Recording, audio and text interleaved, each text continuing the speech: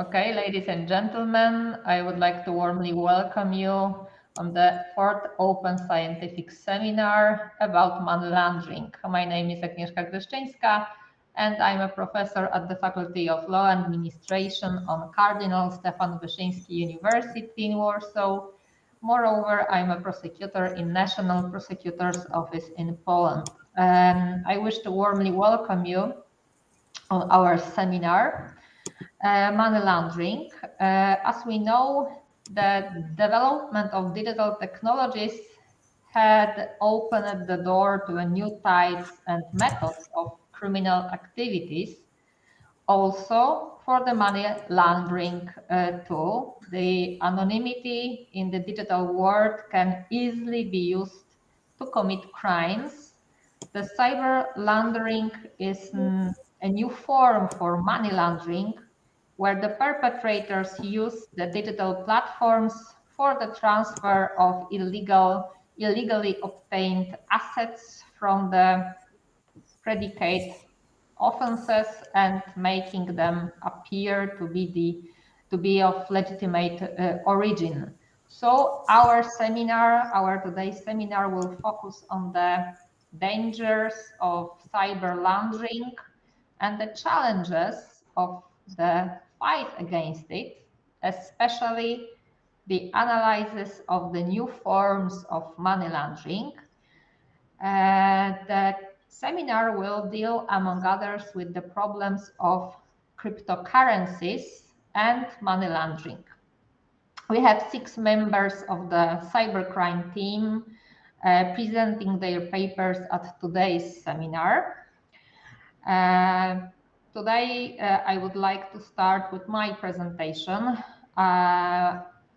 titled Money Laundering Methods in Cybercrime Cases in Poland. So for a start, few examples. I think it can be interesting for you. So I will just share my screen.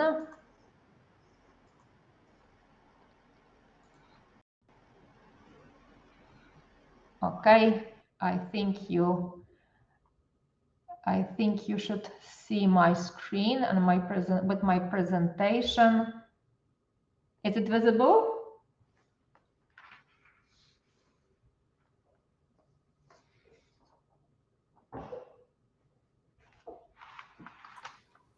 Yes, I think it's okay. Okay, excellent. During previous seminars, I have shown the different types of attacks. And I discussed the legislation under which they are criminalized. On this slide, we see some selected only examples of crimes targeting monetization. So-called smishing, which involves sending a message with a link leading to a website impersonating a bank's website, fraudulent web shop sites offering fake investments, distribution of malware that takes over your online banking, details, credentials, sites impersonating the Facebook portal in order to fraud its users. So what they have in common, those acts?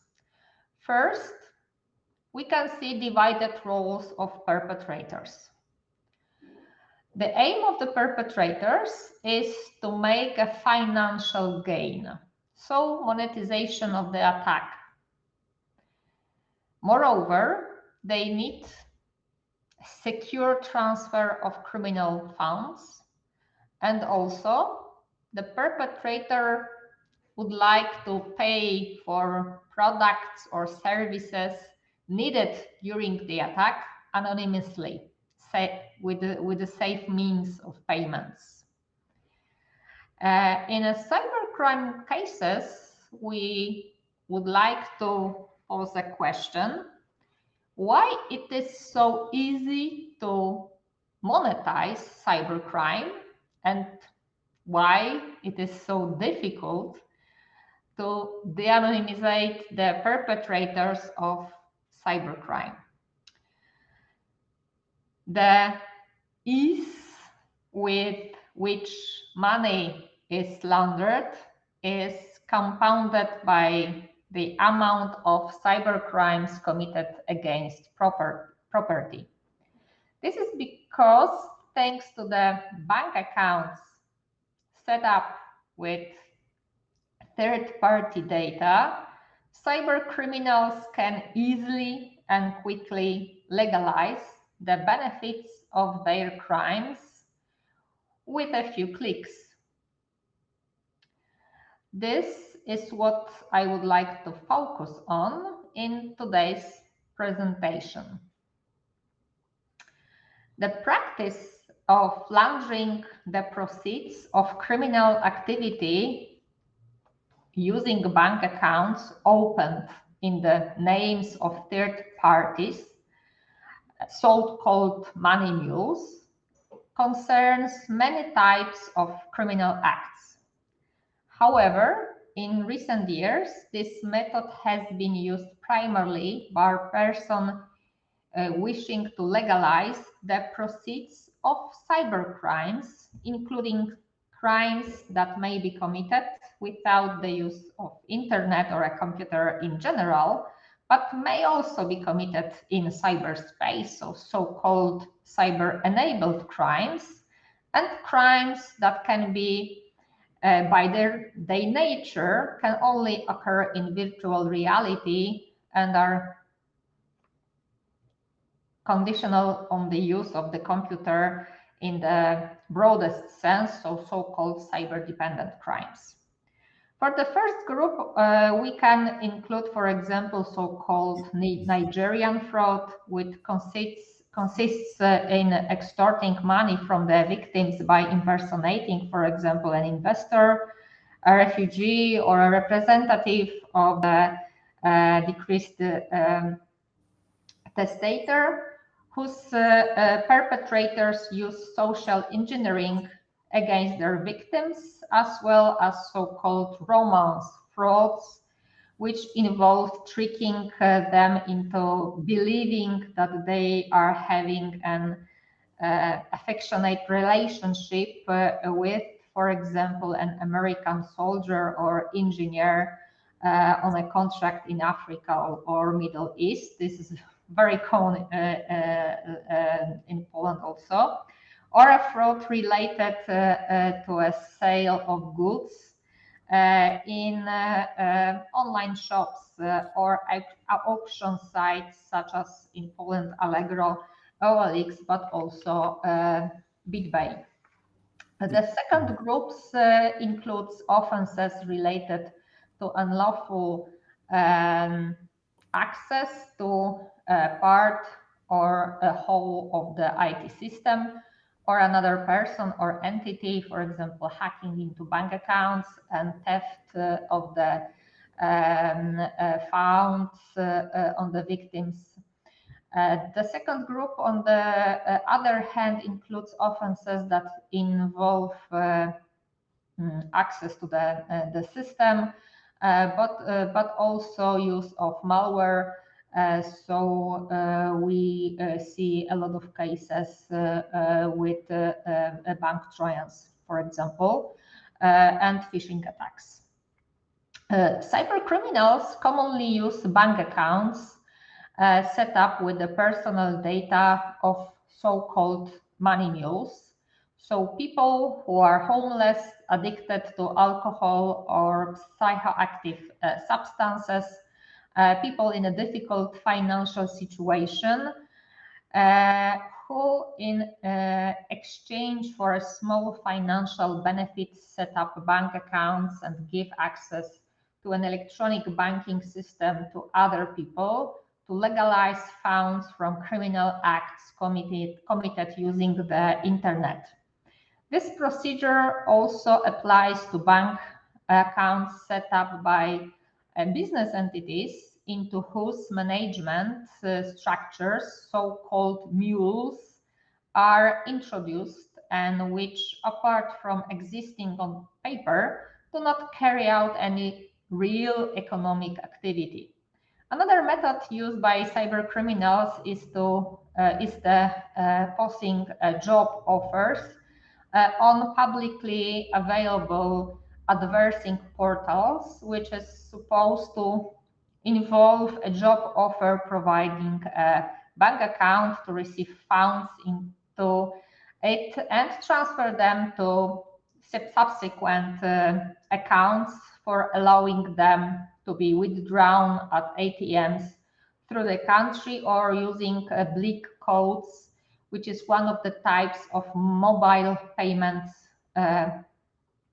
currently operating in the market.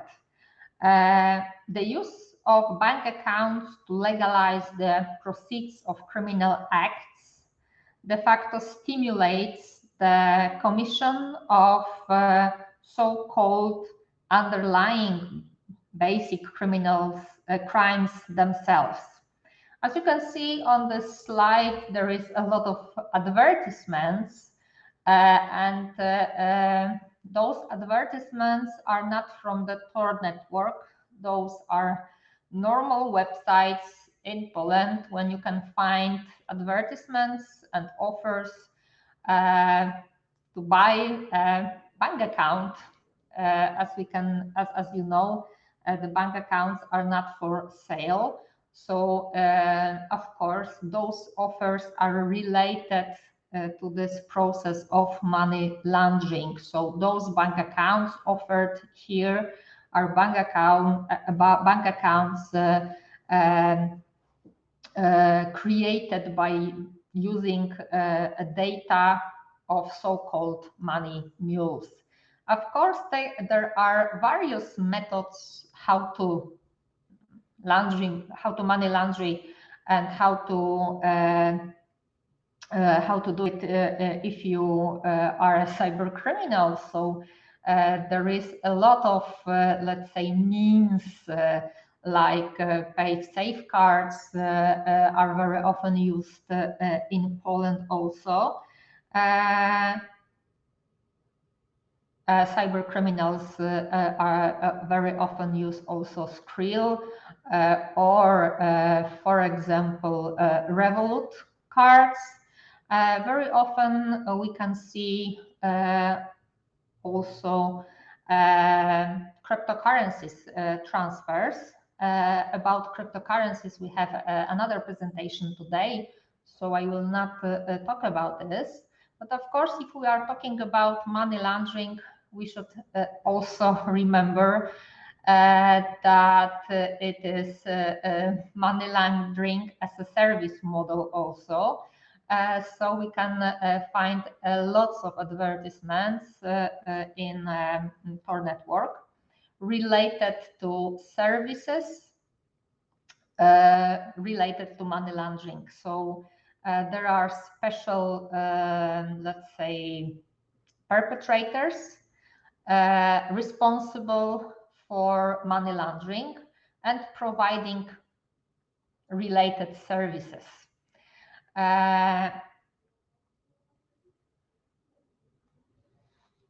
So it can be concluded that this would,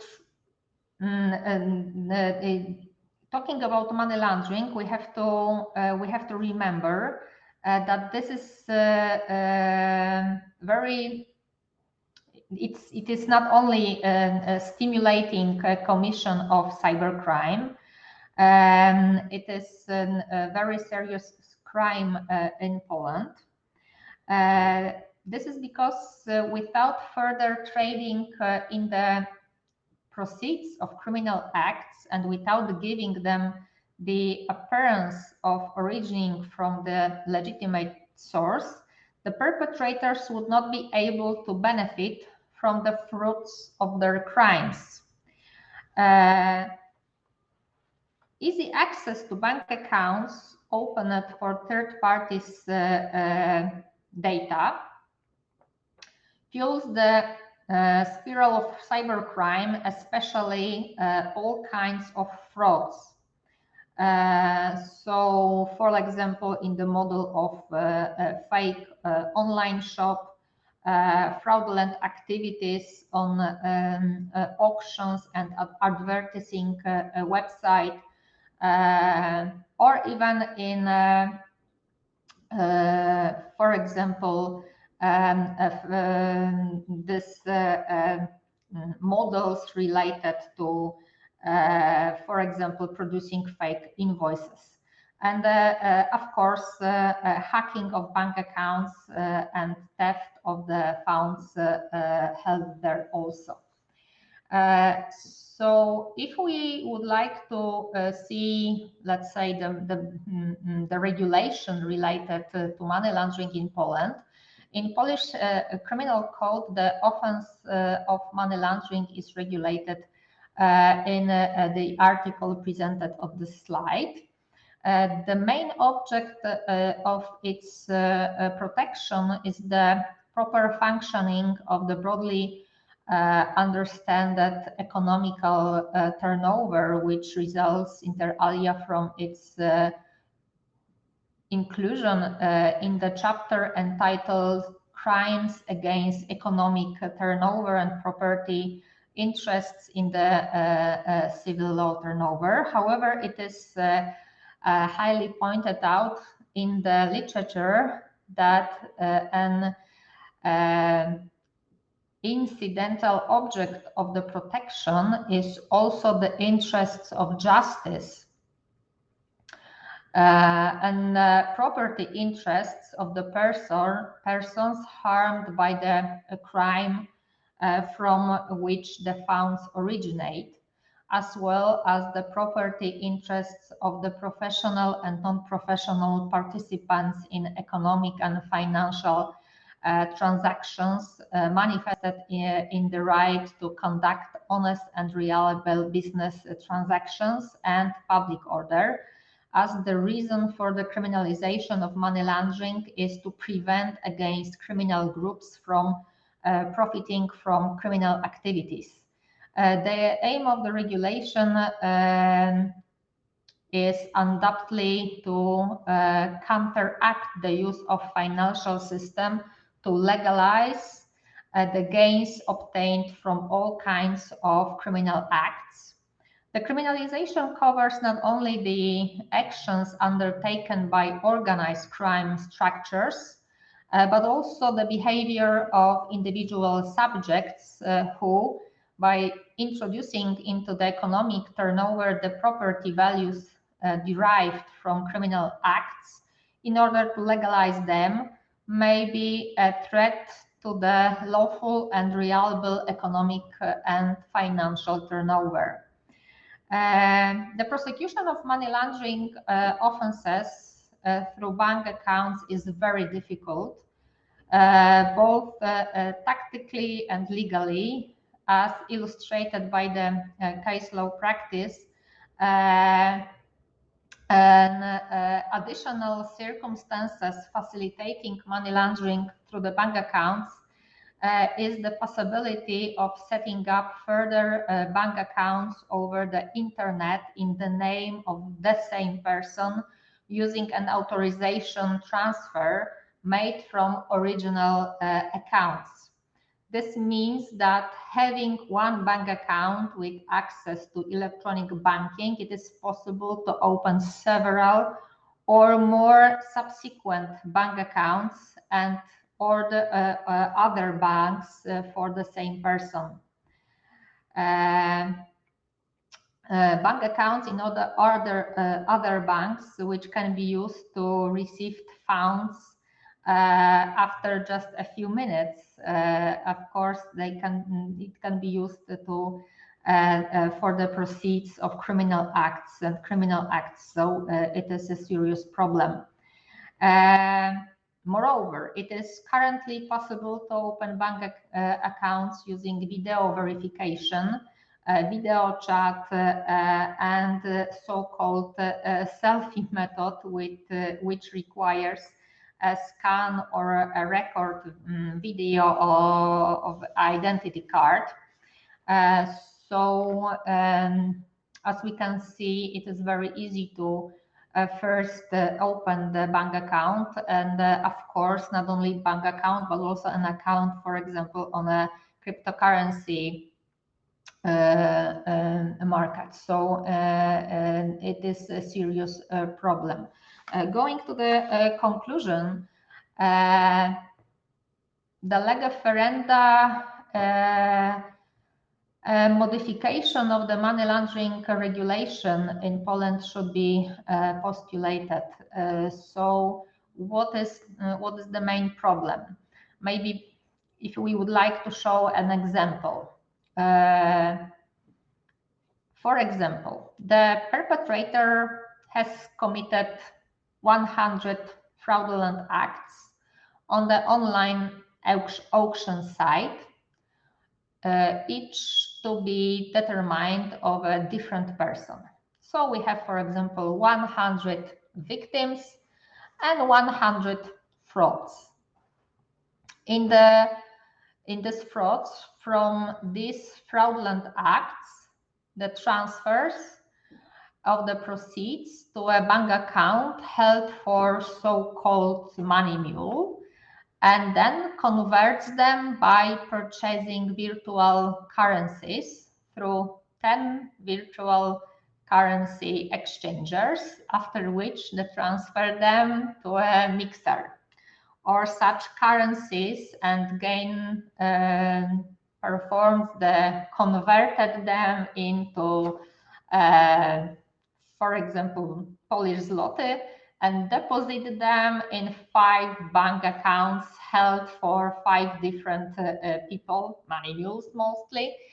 And as you can see, we cannot see the relation if we would like to follow the money, which money are from which fraudulent act.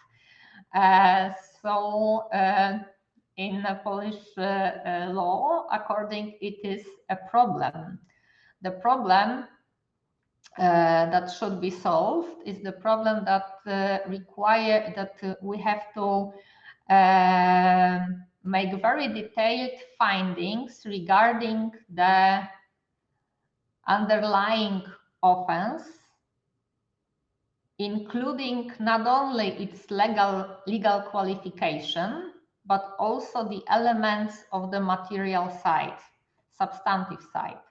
As I shown, this requirement makes it de facto impossible to hold a person who has established a bank account and sold it, but has not yet accepted any funds for it, as well as a recruiter who already has a bank accounts obtained from so-called mules and only intends to sell them on the Tor network. Often the impossibility of making such findings regarding the underlying offense is obstacle to inputting money laundering to the perpetrator, despite clear evidence that it originates from generally from a criminal activity, although it's not known exactly from which specific crime. And so I would like to ask if you have any question to my presentation. If not, I would like to. If not, I would like to give the floor to, according to our schedule, to the next presenter for the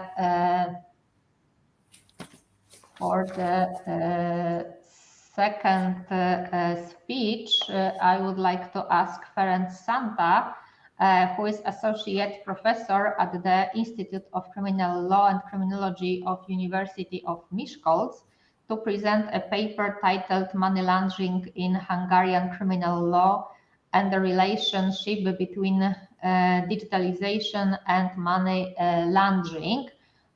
So, Professor, the floor is yours. I would like to only I don't see the Professor Santa. I think I have to give you this. I'm here. Okay, to present. I don't know if you could present. Okay.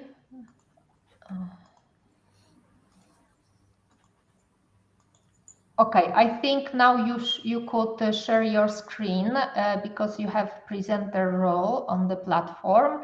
If you would like to ask any question to my presentation or to presentation to other participants, I wish to invite you to use the chat section in the platform. So it is still possible.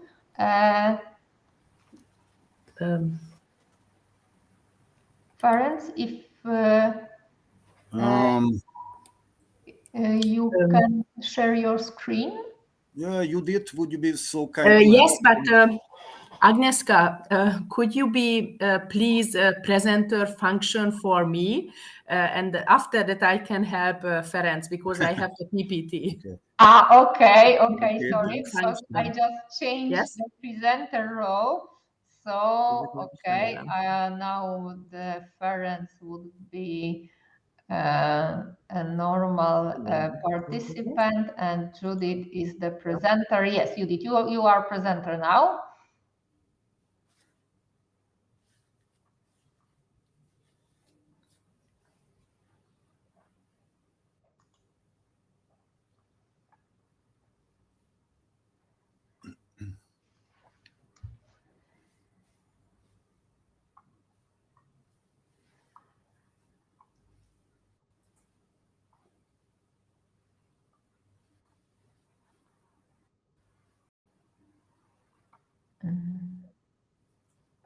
Okay, we can see a presentation. Yes, thank you very much, Judith, and thank you very much, the world professor. As you can see, the long title of my today's presentation is Money Laundering in Hungarian Criminal Law and the Relationship Between Digitalization and Money Laundering. And next slide, you can see the subtopics of my presentation. In the first part, I would like to briefly introduce the Hungarian statutory definition of money laundering. In the second, I focus on the relationship between digitalization and money laundering, namely the phenomenon of cyber money laundering or cyber laundering. And in the third part, I would like to present some of its methods that are also used in Hungary. So the next slide, you can see the statutory definition of money laundering in Hungary. Money laundering has been a criminal offense in Hungary since 1994, and the definition of the crime in the criminal code has changed several times. The legislator last modified and completely redefined the statutory definition of the crime at the end of 2020, primarily in order to harmonize it with the directive of the European Union from 2018. Money laundering in the criminology can be defined as the concealment of the origin of assets derived from illegal activities. The aim of the perpetrator is to make the dirty money appear to the outside world as a legal income. We are well known about the three typical stages of money laundering process, which are placement, layering, and integration. But what is the definition of the money laundering in our substantial criminal law? In Hungary, money laundering is a so-called accessory offense. Namely, it is a crime that is connected to a previously committed crime. And this is the so-called predicate offense or predicate crime. In Hungarian criminal law, the predicate offense or the underlying offense can be any of the punishable offenses in the Hungarian criminal code. It is not necessary for the prosecution of a money launderer to have been completed by a final judgment in the main proceedings, in the base proceedings. And it is also irrelevant that the perpetrator of the predicate offense may not be punishable because of a ground for excluding criminal responsibility. And if you see the next slide, there are two different opinions about the standard of proof of the predicate offense. According to the first, the predicate offense must be proved by the prosecutor based on the general rules of the criminal procedure. This means that the mere fact that the predicate offense has been reported is not enough.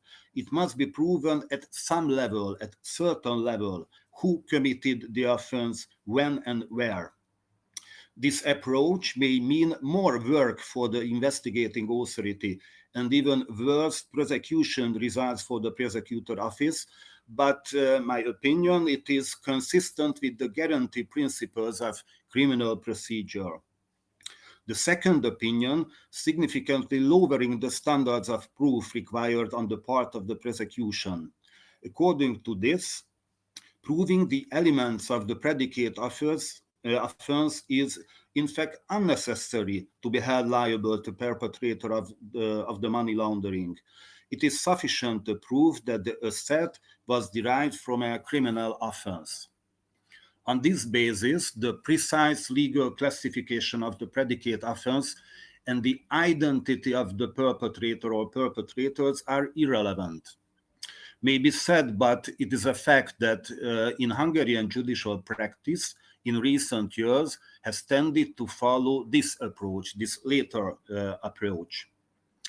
And let's see the elements of money laundering. First of all, the object of the crime. The object of money laundering is the asset derived from the criminal offense, from the predicate offense.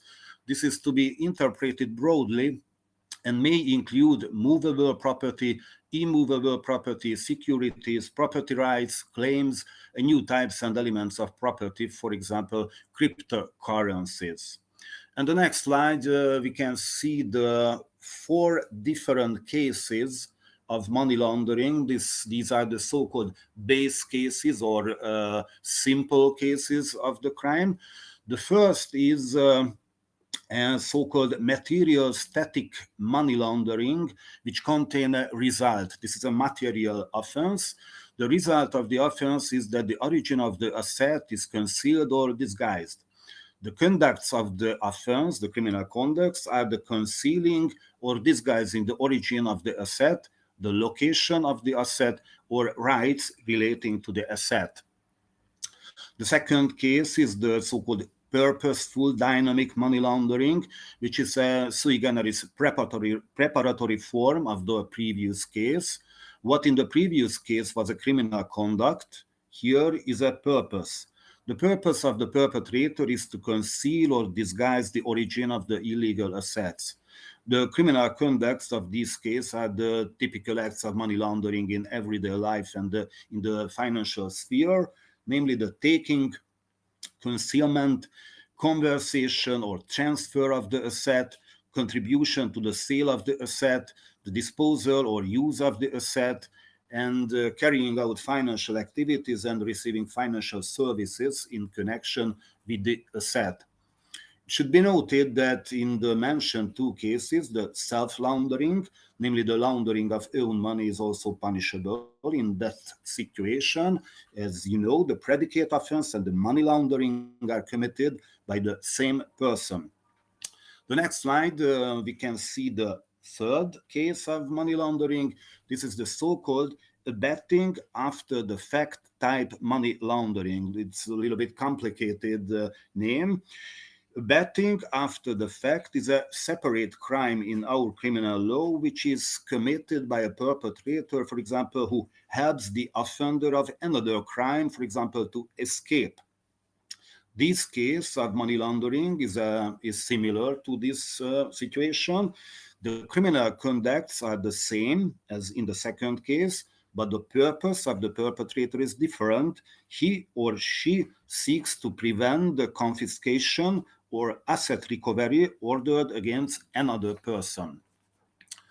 And the fourth case of money laundering, this is the so-called receiving stolen goods type money laundering. It's also a little bit complicated name.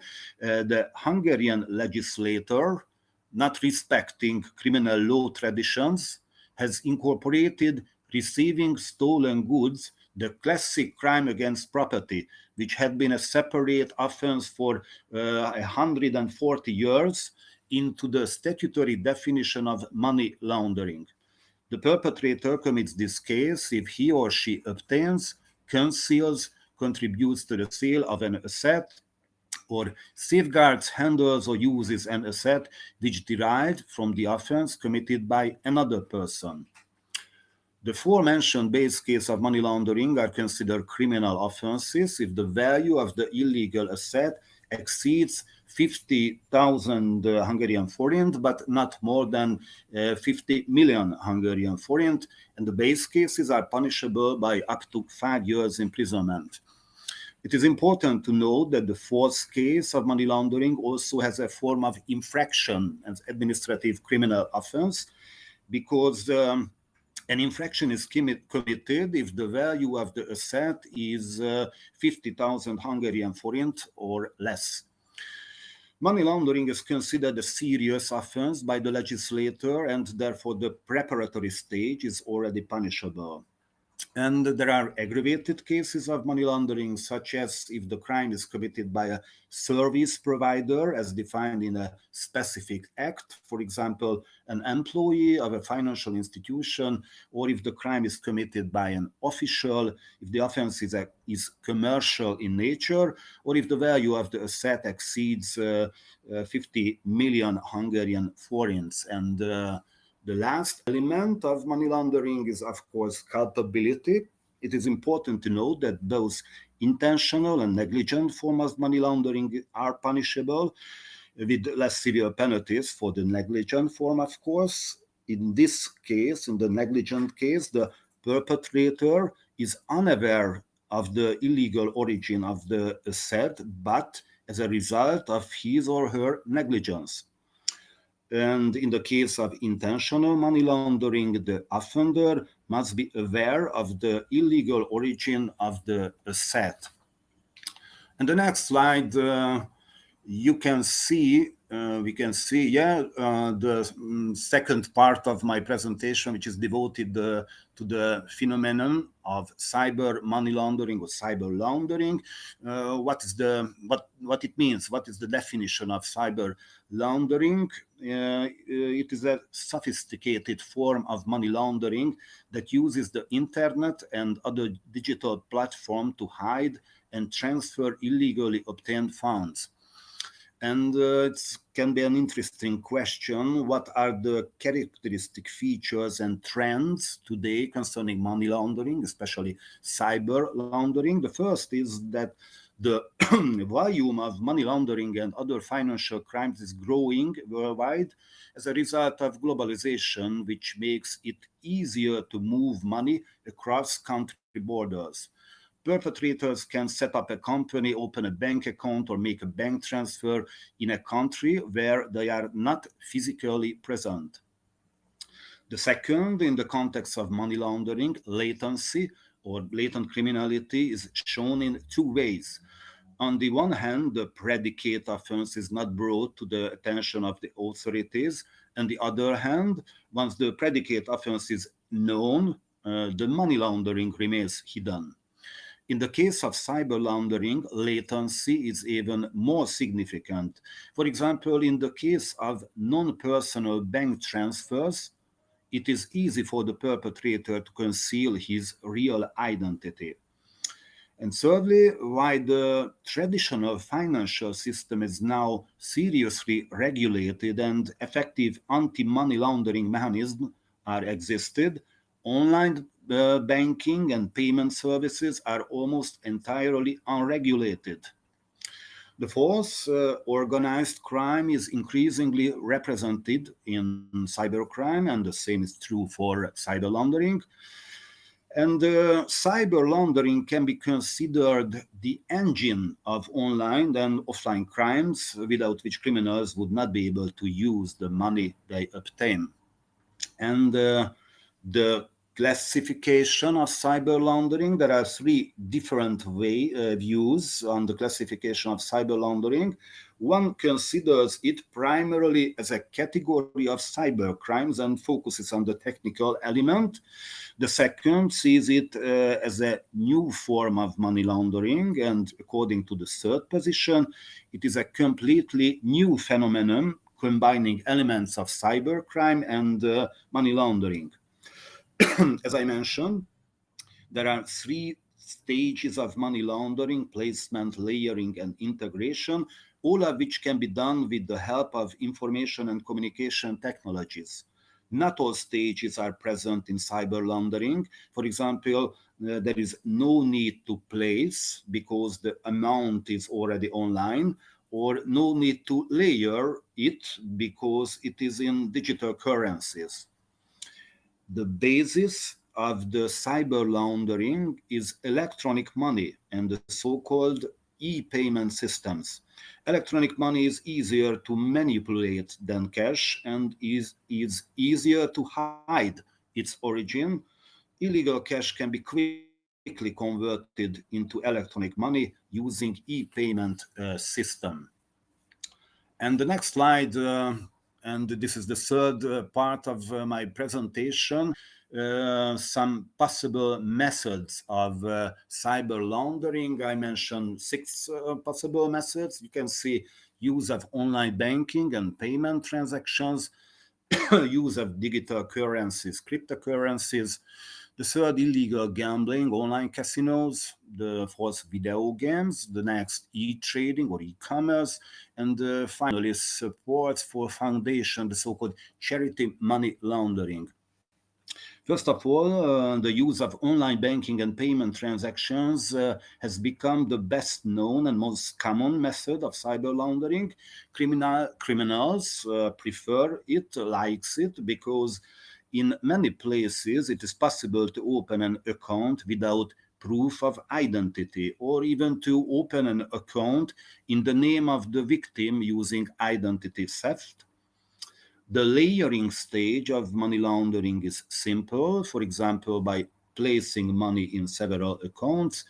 And criminals like it because it can cause jurisdictional problems, because online services can be accessed from any country. And what are the typical methods of this type of cyber laundering? The first is the money is transferred to the accounts in small accounts below to the reporting threshold. The second, using international transfers in order to create a chain of transactions that is almost impossible to trace. The next, the use of money moves, which mentioned by Professor Agneska. And the next, using non-bank e-payment providers such as PayPal, or using peer-to-peer system. The second, use of digital currencies, cryptocurrencies, but one of the presenters will talk about this topic, so I don't make details. The next, as we can see the next slide, yes, thanks, illegal gambling and online casinos.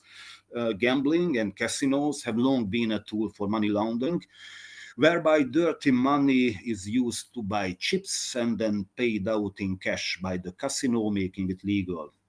Online casinos are much easier to access, as there is no need to be present in person.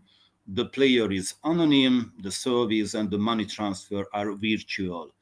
The prize is tax-free and can be transferred to a legal bank account.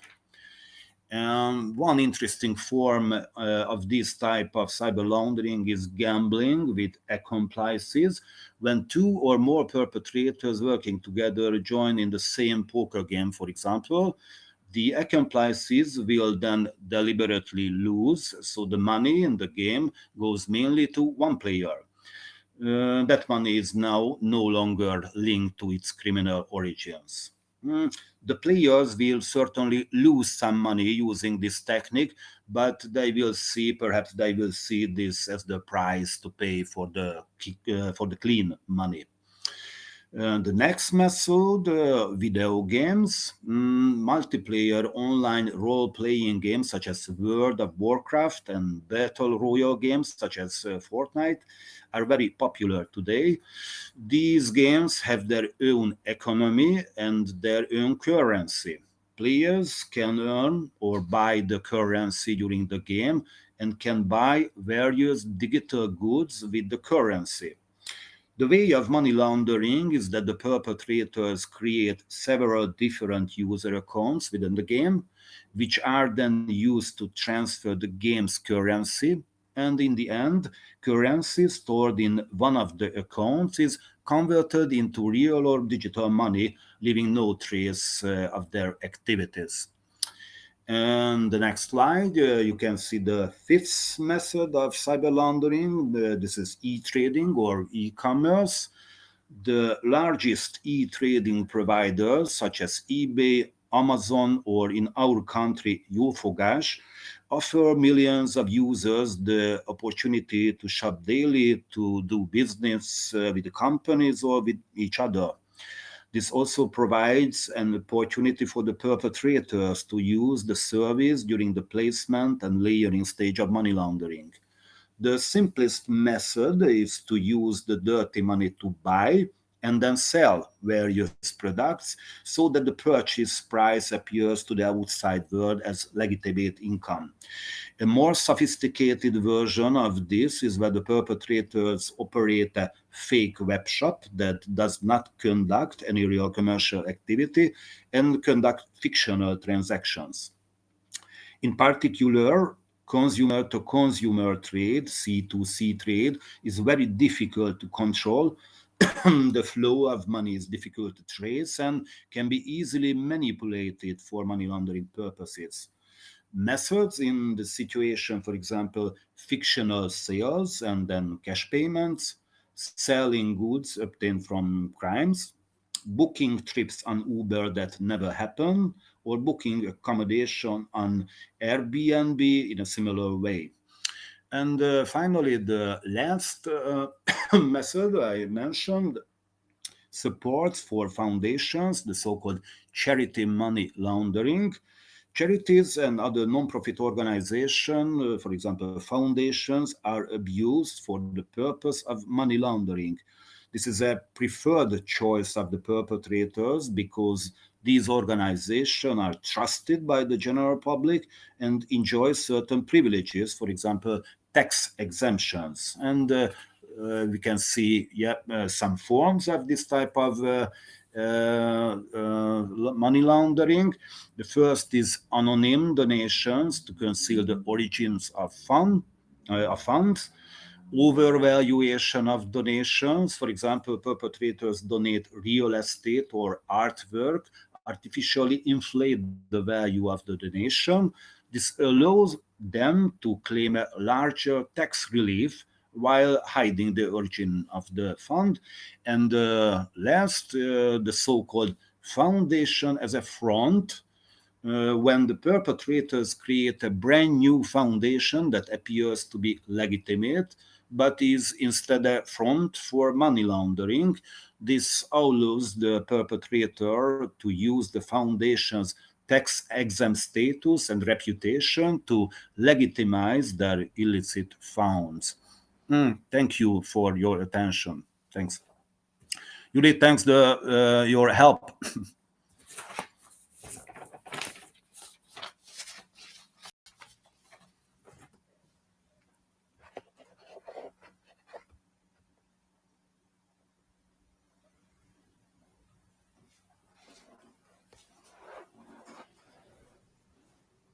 Thank you very much for your presentation. Are there any questions to the speaker? If there are no questions, I wish to move to the next presentation entitled Problems of Investigating Money Laundering Cases in Hungary. That will be presented by Professor Erika Roth, who is head of the Institute of Criminal Science at the Faculty of Law, University of Miskolc. Erika, I don't know if you can share your screen. I will just provide you the presenter role. Okay, now you are a presenter. Okay. Thank you, Agnieszka. I try to share my screen.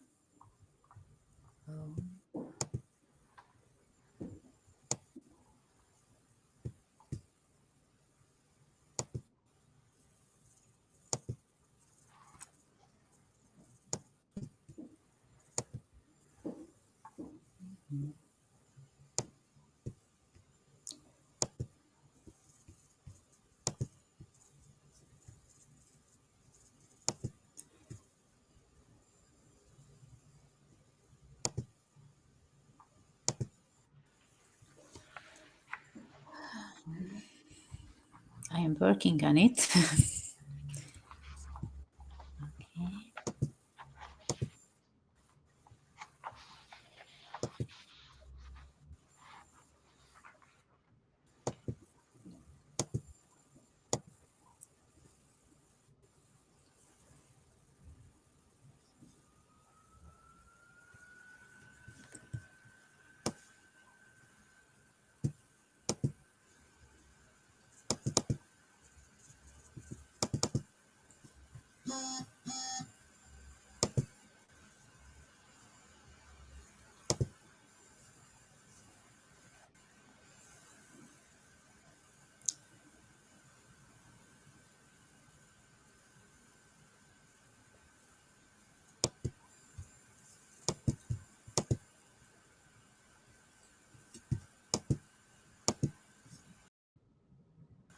Now, can you see my presentation? Yes, we can see the presentation. Okay.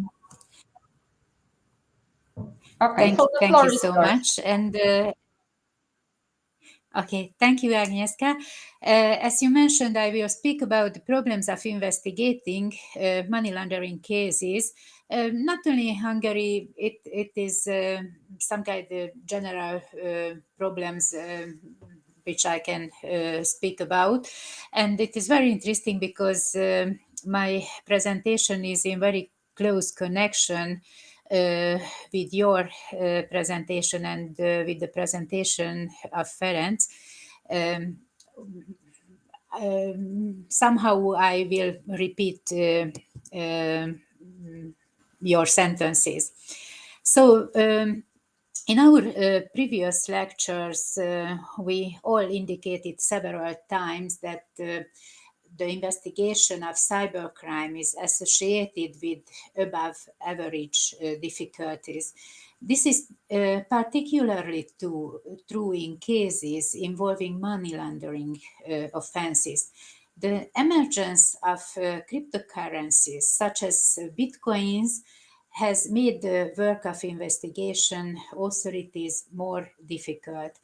I try to describe these increasing problems by growing letters in my screen.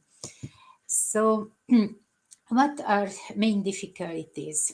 In the investigation of money laundering usually goes hand in hand with the investigation of the original crime generating the proceeds. Financial investigations aim to identify the origins, flows, and whereabouts of illicit income and unmask the networks involved. Illegally acquired assets can then be frozen or confiscated, and the perpetrators of both the original offense and the subsequent money laundering prosecuted. The difficulty lies mainly in the detecting and proving the acts and payment transactions that constitute money laundering. the proving of the basic crime of money laundering, from which the money to be laundered comes, also raises questions. As Adam Péceli summarized, based on previous year's case experiences, some of the most challenging evidentiary issues of proving money laundering boil down to the predicate offense that generated the proceeds. These issues can further divided into three different but interlinked aspects. First, identifying and showing the underlined offense. Secondly, gathering evidence of the predicate crime from distant countries. And finally, connecting the laundered proceeds with some source crimes. It should be noted, however, that the method, the scheme of money laundering is often quite simple. As Agnieszka and Ferenc mentioned, this is the case, for example, when a person, usually unknown, after being contacted most commonly by email, instructs other persons to open a bank account in their own name, or to provide details of their existing bank account, and then to withdraw the money comes from a criminal offense and pay the instructing person in cash. It is very practical. Or they have to transfer the money to a specific account. Of course, the involved person, so-called involved person, isn't informed of the fact that the amount in question comes from a crime.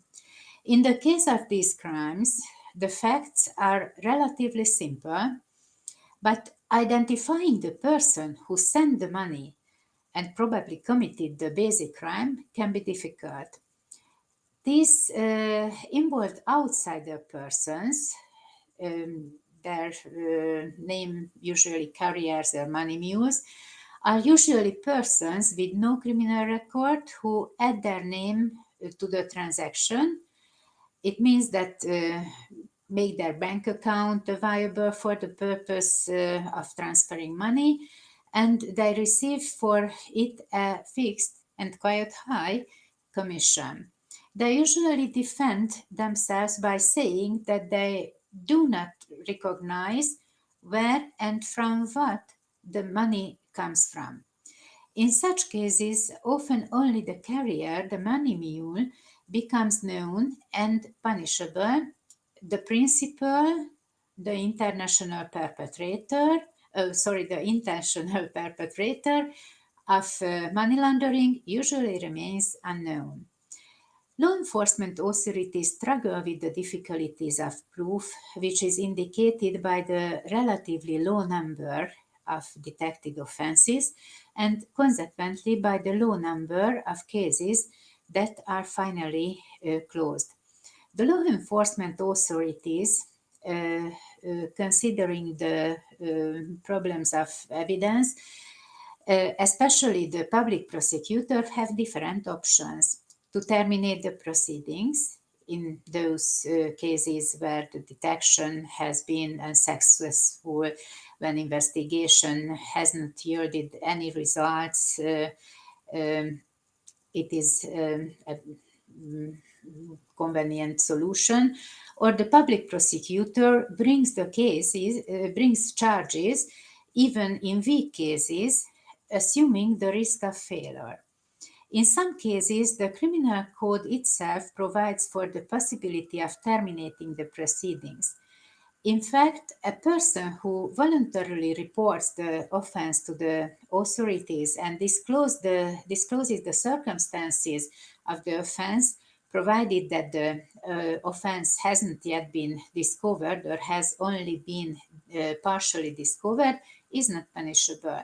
The criminal policy rationale for this provision is that there is a greater interest in uncovering undetected offenses than in punishing the perpetrator, and that because of its supplementary nature, the uncovering of money laundering can often help to uncover and prosecute the underlying offense, which is still unknown.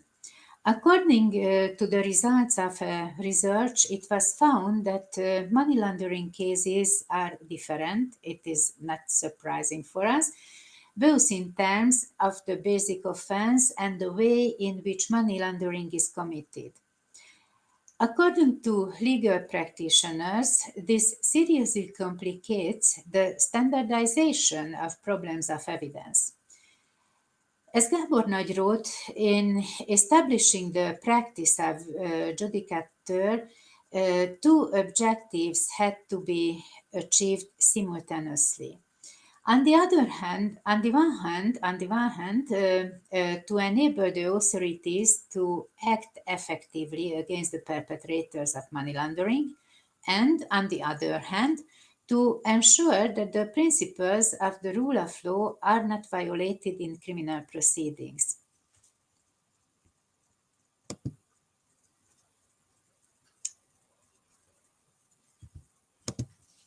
Sorry, I forget to go further by slide. In Hungary, a rather difficult situation is emerging when the authorities acting in criminal proceedings accept the lowering of the evidentiary threshold. The essence of this is that in order to establish guilt, it is not necessary that the facts underlying this be proven beyond a doubt. Adopting the concept of the well-known Anglo-Saxon system, they emphasized proof beyond reasonable doubts as a requirement for establishing guilt. However, the situation is different in the continental system and thus in Hungary. The procedural rules of the countries of the continental legal system generally require that the facts on which the defendant's criminal liability is based must be proved beyond any doubt. A fact that hasn't been proved beyond a doubt cannot be assessed against the defendant. It means that the defendant may not be convicted by the court when doubts about their guilt remains. Any doubt. The cited article of Gábor Nagy refers the phenomenon that in Hungary it could be observed based on practice that the sentencing practice doesn't always, particularly not in the case of all types of offenses, actually require proof beyond reasonable doubt to establish culpability, punishability. Such a double standard applied when determining guilt contains considerable danger from the point of view of the enforcement of fundamental rights.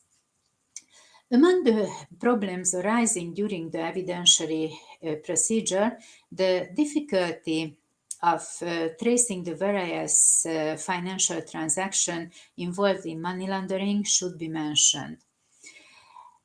In the second part of my presentation, I would like to describe basic rules of surveillance of payment transactions, which has a great importance in the money laundering cases. Surveillance of payment transaction is one of the covert means subject to permission of the public prosecutor. The Hungarian Code of Criminal Procedure distinguishes between three groups of covert means. The first group is not subject to permission of a judge or a prosecutor. The second one is subject to permission of a prosecutor, or the third one, which means more serious limitation on fundamental rights, subject to permission of a judge. Before talking about surveillance of payment transaction, I briefly describe general conditions for using covert means. These rules apply to all types of covert means and should therefore be taken into account in case of surveillance of payment transactions as well. A covert means may be used if it is reasonable to assume that a piece of information or evidence to be acquired is indispensable for achieving the purpose of a criminal proceedings, and it cannot be acquired by other so-called open means. Its use not restrict any fundamental rights of the person concerned or any other persons in a disproportionate manner, considering the attainable law enforcement goal, and it is likely that the information of evidence relating to a criminal offense may be obtained by its use.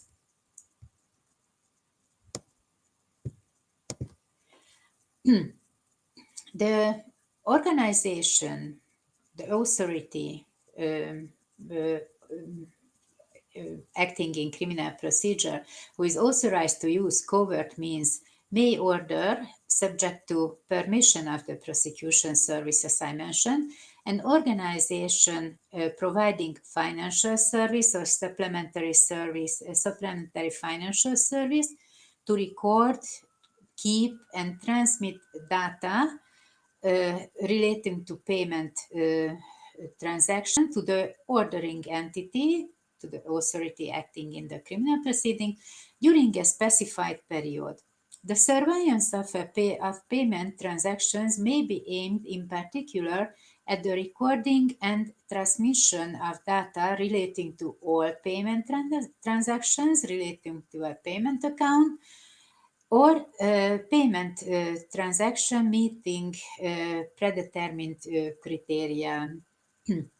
The ordering entity may order the specific data to be transmitted without delay or within a set time limit. According to the requirement of necessity and proportionality, the period of the surveillance of payment transactions is limited.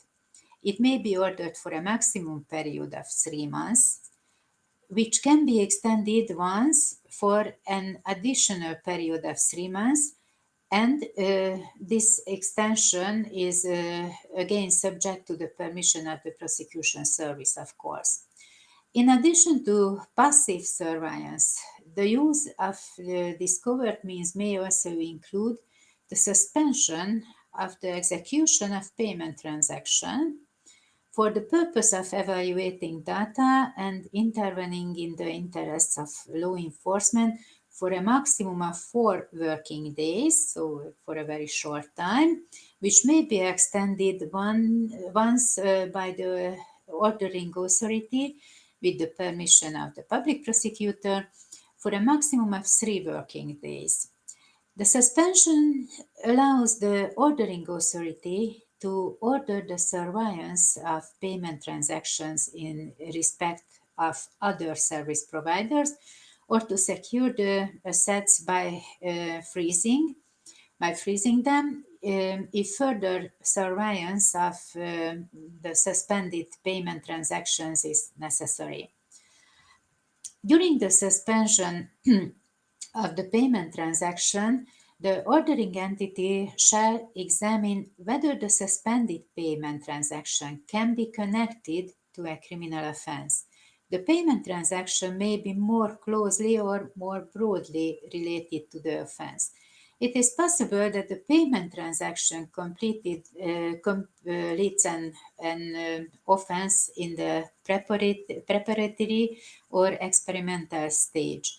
The payment may be used to secure a promised financial advantage.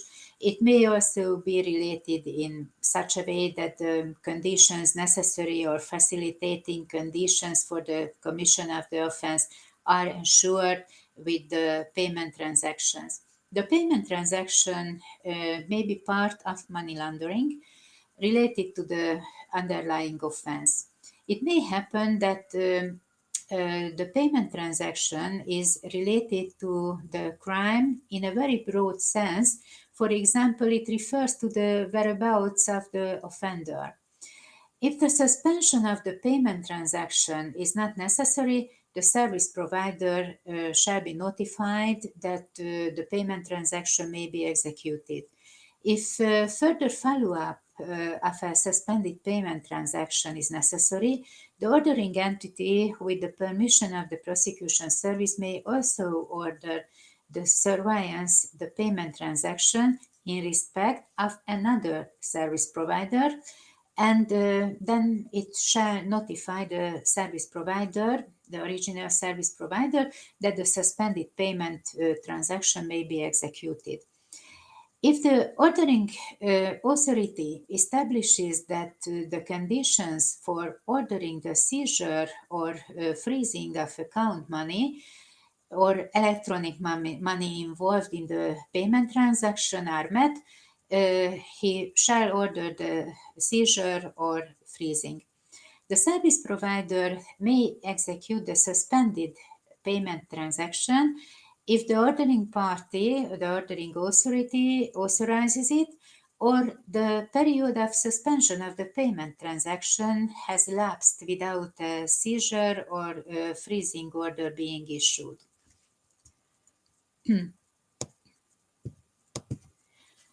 The service provider shall not provide information to others, it is obvious because it's a secret mean, about the fact of surveillance payment transaction, the contents of the ordering decision, the content of the completed data transfer, and the suspension of payment transaction, and must ensure that all of this information remains confidential.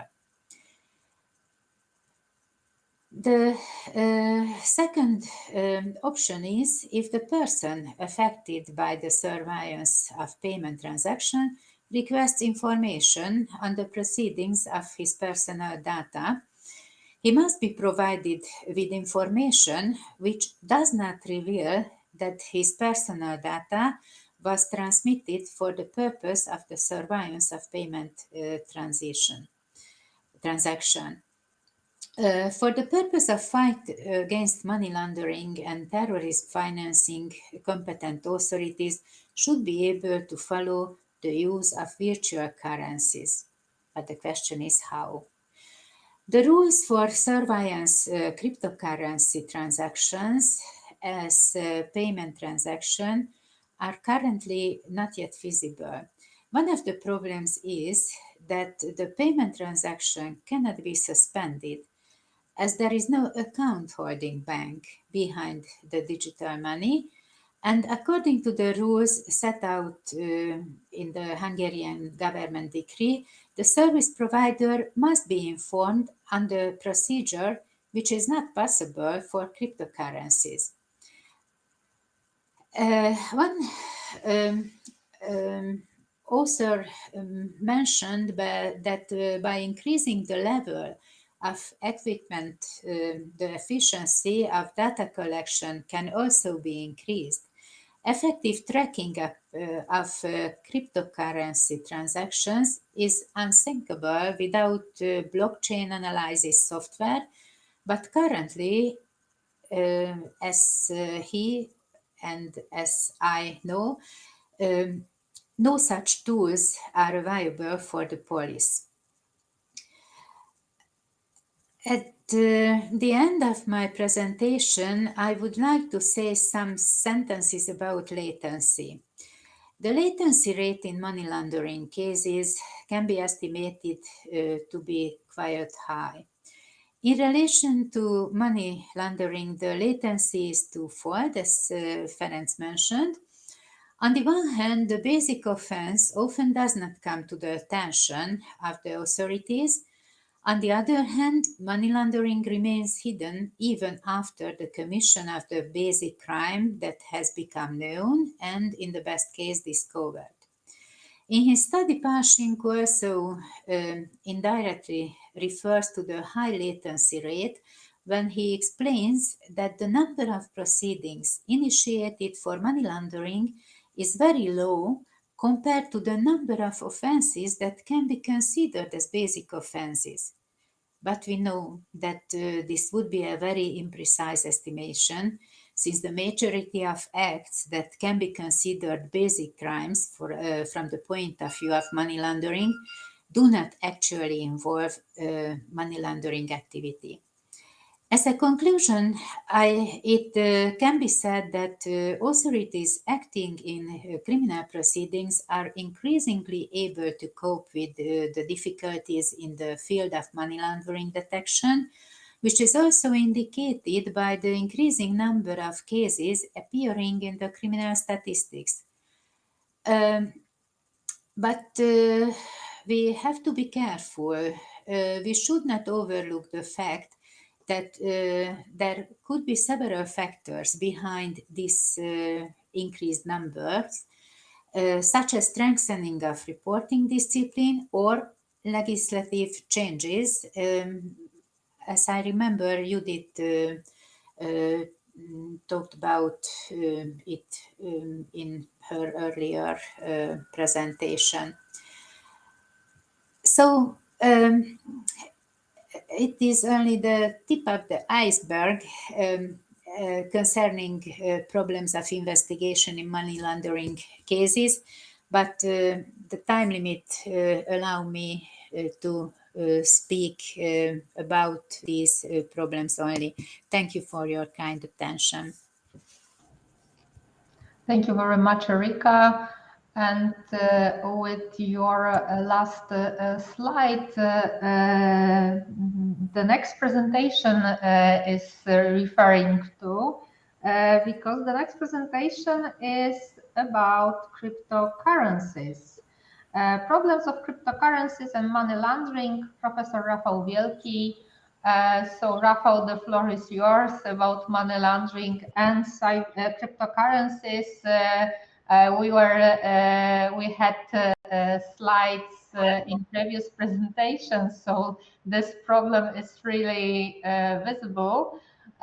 So we hope we will hear a bit about how to trace money, how to follow the money if cryptocurrency is used, maybe some tips for prosecutors or tips how the regulation should evolve to enable us following the cryptocurrencies as well.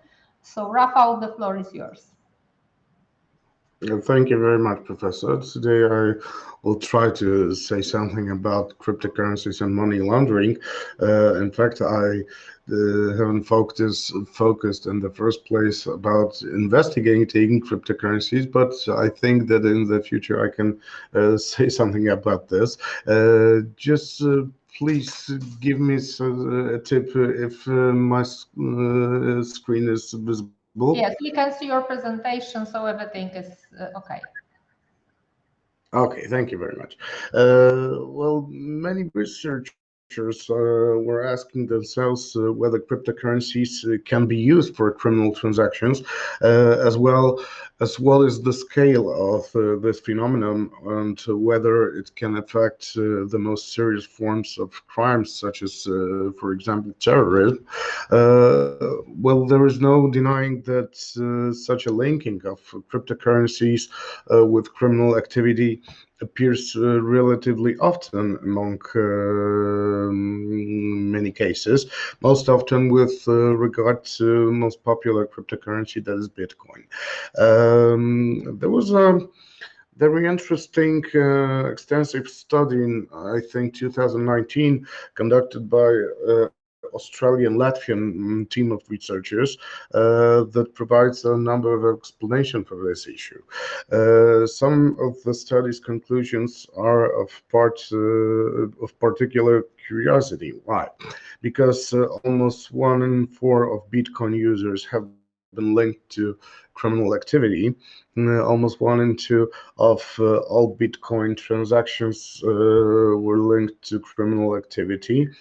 About 24 million participants have been uncovered with total revenues from illegal activities amounting to some of $72 billion each year.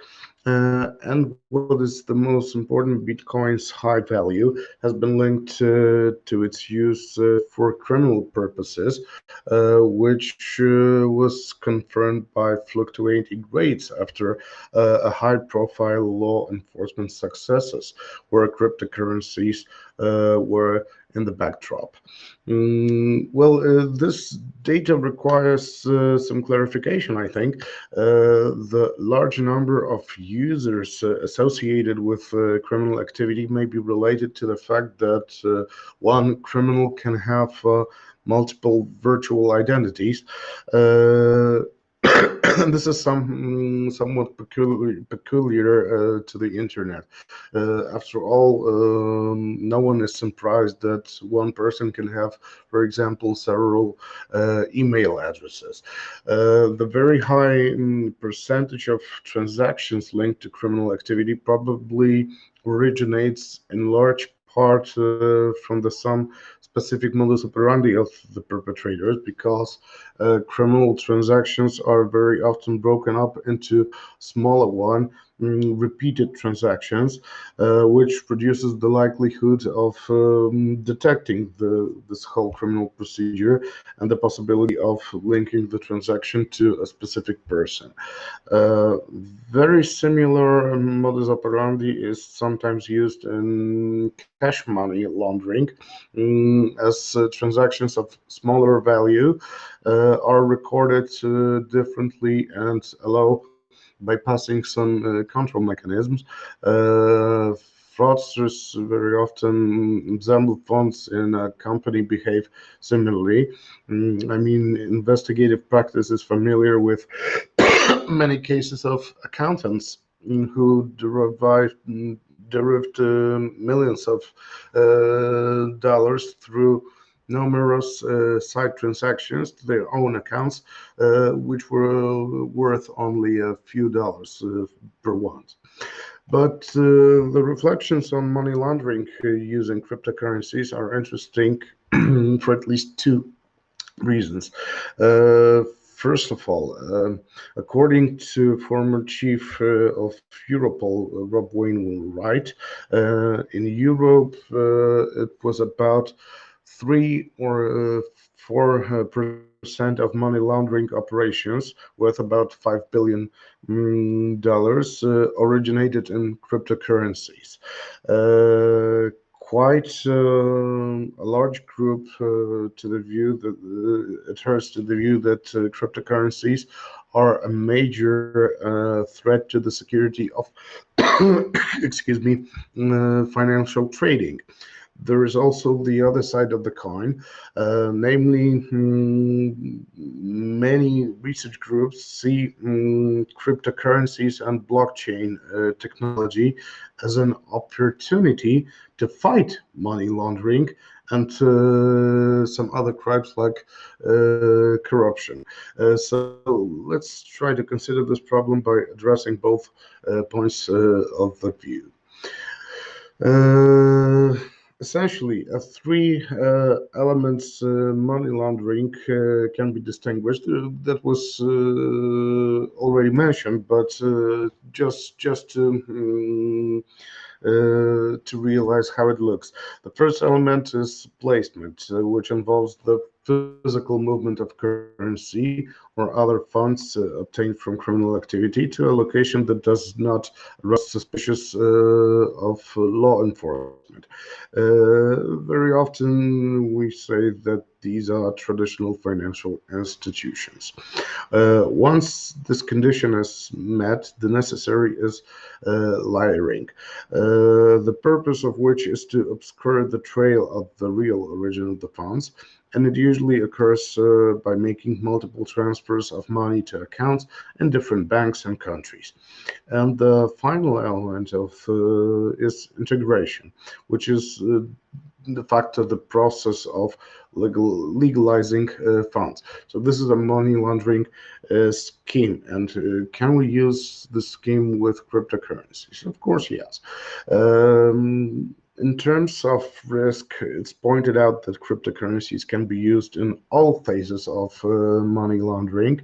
The example of Bitcoin shows us that it's being used to pay for illegal activities, as evidenced by its popularity in some darknet marketplaces like Sheep Marketplace or Silk Road, and underground services for transactions involving drugs and other illegal goods. The relative anonymity of cryptocurrencies makes them easy to transfer between users, regardless of national borders. So they become a good masking tool.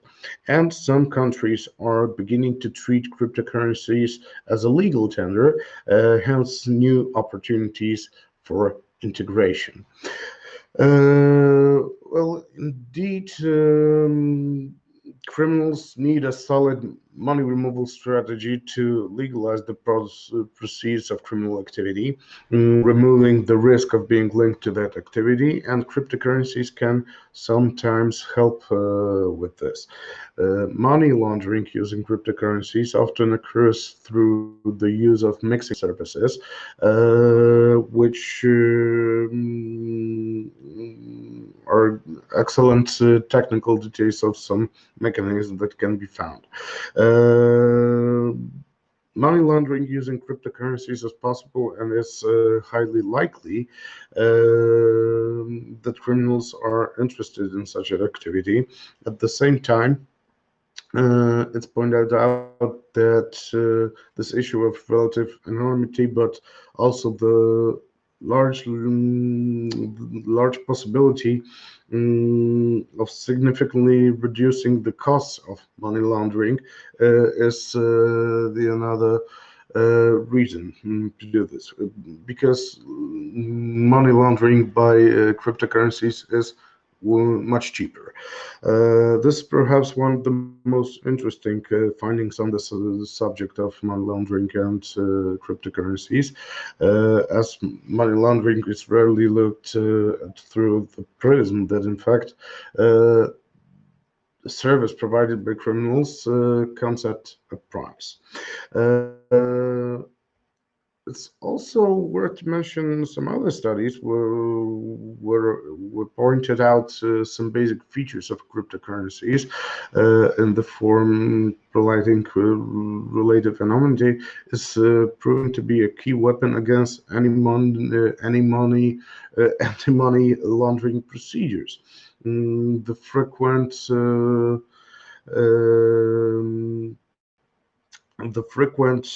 inability to link a person to wallet address makes it difficult to track the various phases of money laundering, which becomes a major challenge for law enforcement agencies.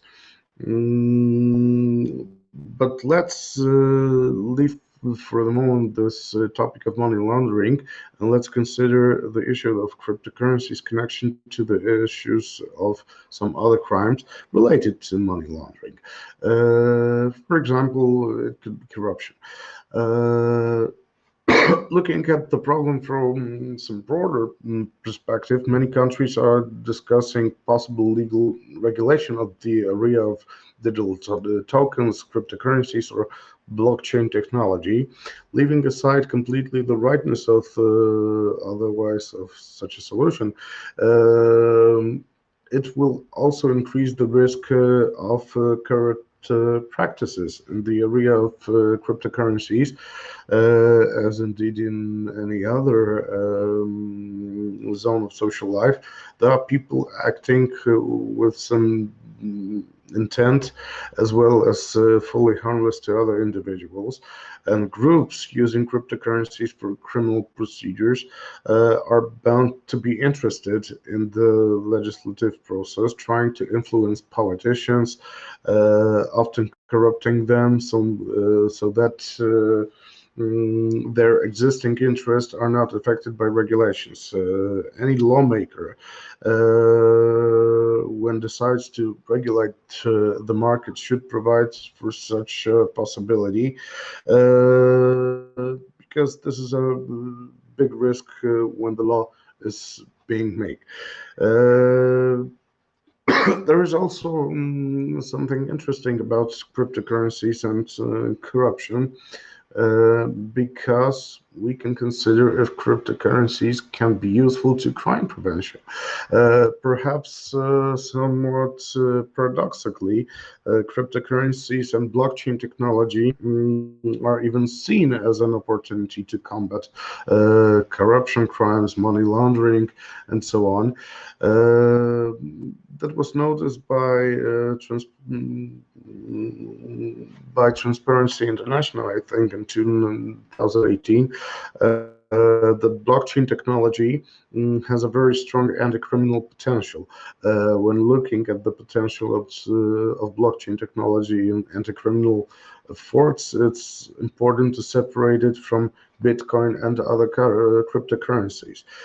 Currently, blockchain is not typically used as an anti-criminal tool in the strict sense, but the durability of the data stored on blockchains makes it tamper-proof. So the already promising applications of blockchain technology in government services, such as land registries, voting systems, and in private services, such as supply chain management and contracting. Maybe it's also worth mentioning that blockchain technology is being used by the United Nations in fundraising for humanitarian causes. In this way, a fundraiser was organized to buy food for Syrian refugees residing in Jordan. And in this case, the system based on the mentioned technology was centrally controlled by the agency itself, and payments were made in national currency. But in addition, in this case, private DLT was used here, which significantly reduced transaction costs. Indeed, also anti-criminal potential can be seen in such solutions, as they avoid the uncommon situations where humanitarian funds are squandered by corrupt governments, for example. Also, there was such a hope in Russia sometime, where Russian Cryptocurrency and Blockchain Association recognized this potential, according to the head of this organization. Cryptocurrencies were seen as a tool to fight corruption in Russia, because the use of cryptocurrencies, blockchain technology to fund some governmental contracts or social services were protected by this contract, and could not be physically transferred to any expense other than stipulated in contract. Moreover, such transactions in blockchain are transparent. There are three major advantages of this blockchain technology to combat crime in the public sector, because we talk about some distributed architecture of the new work, its immutability and transparency. It's the potential this technology can be used to reduce money laundering, corruption, logistics, food engineering, general elections, real estate management, donations to NGOs or international trade. But we can turn to the issue of this money laundering at this moment. We know that the cryptocurrencies can be used for such criminal purposes, but on the other hand, the examples provided of using blockchain technology for anti-criminal efforts can lend themselves also to anti-money laundering. Managing one of the money laundering procedures is know your customer. This becomes much easier with the support of blockchain technology, as all transaction information is verifiable and immutable. But the problem of criminal transactions also need to be looked from some other angle. As from the time there are reports of financing the terrorist organizations' activities using cryptocurrencies. So let's answer to this question. So are cryptocurrencies actually are attractive to terrorists? Some researchers note that there are many factors making cryptocurrencies unattractive from the point of view of terrorists, because they are primarily related to the risks faced by all users of cryptocurrencies. By this, they mean first and foremost, unpredictable and sudden fluctuations in cryptocurrencies, holding them in wallets that are vulnerable to crackers, or growing interest of the secret services in their increased training. On the other hand, we must keep in mind that some terrorist organizations are very well equipped to manage this risk, since almost every stage of preparing and executing a terrorist attack, of course, requires operating under very high risk conditions. But most of the studies shows that cryptocurrencies are not very often used by terrorists. It's been so far episodic and relatively irregular, as they're used by groups with better technical backgrounds. However, that even if the use of cryptocurrencies for some terrorist purposes has not reached the status of phenomenon or has become a more systemic threat, the potential proliferation of the scale of such as activities cannot be ignored. So, as we can see, yes, as some conclusions, we can say that cryptocurrencies can be used for money laundering very often with the same schemes as with traditional cash, as well as the transfer of money for other crimes related to money laundering is possible. But this is a complex problem that definitely requires further criminological research. Undoubtedly, it's still necessary to regulate in law many issues related to criminals, because here legislators very often do not keep up with social, technological, and economic changes, which certainly encourages the development of criminal procedures. But to sum up, we can see that cryptocurrencies, however they are virtual, they has got, as traditional coins, two sides, both dark and light, and this is that's something that we should live with. Thank you very much for your attention. If you have any questions about cryptocurrencies and criminal purposes, I will be more than happy to answer them.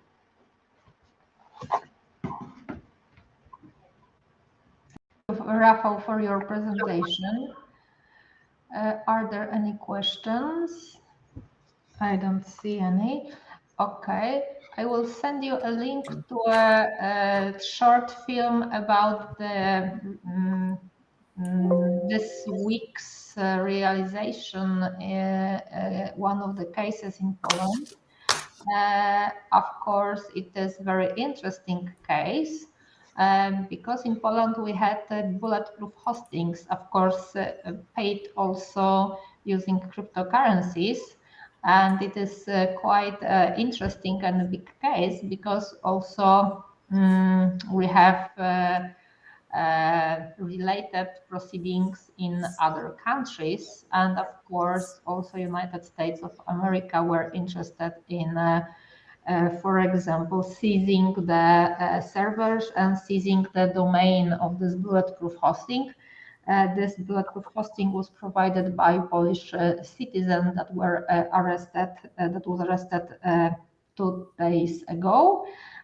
So, if you are interested, there is a short film provided by, I think, FBI. It's on YouTube available, but there is a lot of press releases about these cases as well. Okay, so if there are any questions, I would like to ask Professor Judith Jasso, who is a head of Department of Criminal Law and Criminology and Vice Dean of the Faculty of Law of the University of Miskolc, for the presentation titled The Fight Against Money Laundering with Criminal Law in the European Union. Very interesting topic because money laundering is a global problem, so we need some global solutions. Judith, the floor is yours.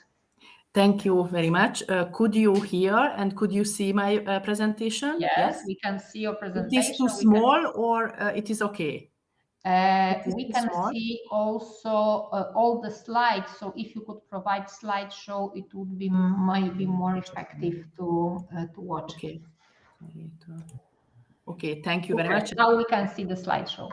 Okay, thank you. And thank you very much for the presentation of the colleagues from Poland and Hungary. It was very interesting for me because the money laundering, the fight against money laundering is my main topic in this research group. Today, I would like to speak about the fight against money laundering with criminal law in the European Union. I would like to give an overview after some introduction remarks about the anti-money laundering legal framework of the European Union with regard to cybercrime. And in the conclusion, I would like to emphasize the importance of the 5 recommendations of the Europol and Basel Institute of Governance from 2022, which point out new perspectives on the relationship between cybercrime and money laundering. The money laundering is a significant problem at the EU level because it damages the integrity, stability, and reputation of the financial sector and the internal market and the internal security of the Union. The legislator of the European Union is strongly committed to the fight against money laundering and terrorist financing. The EU has a comprehensive legal framework, and this framework of the EU complies with international standards laid down in the FATF recommendations and international conventions, for example, Warsaw Convention of the Council of Europe. And after that, I would like to emphasize the main regulation of the Financial Action Task Force. It is an independent intergovernmental body, was established in 1989, and the European Commission is member too in this international organization.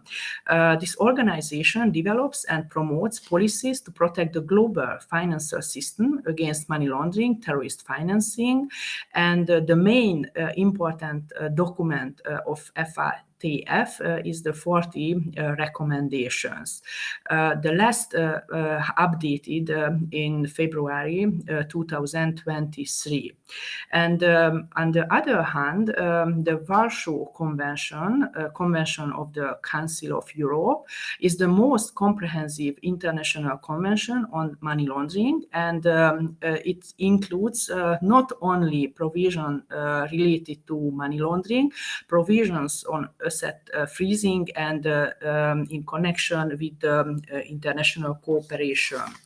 And after that, I would like to emphasize the action plan the action plan of the European Commission adopted in 2020, action plan for the comprehensive union policy on preventing money laundering and terrorist financing.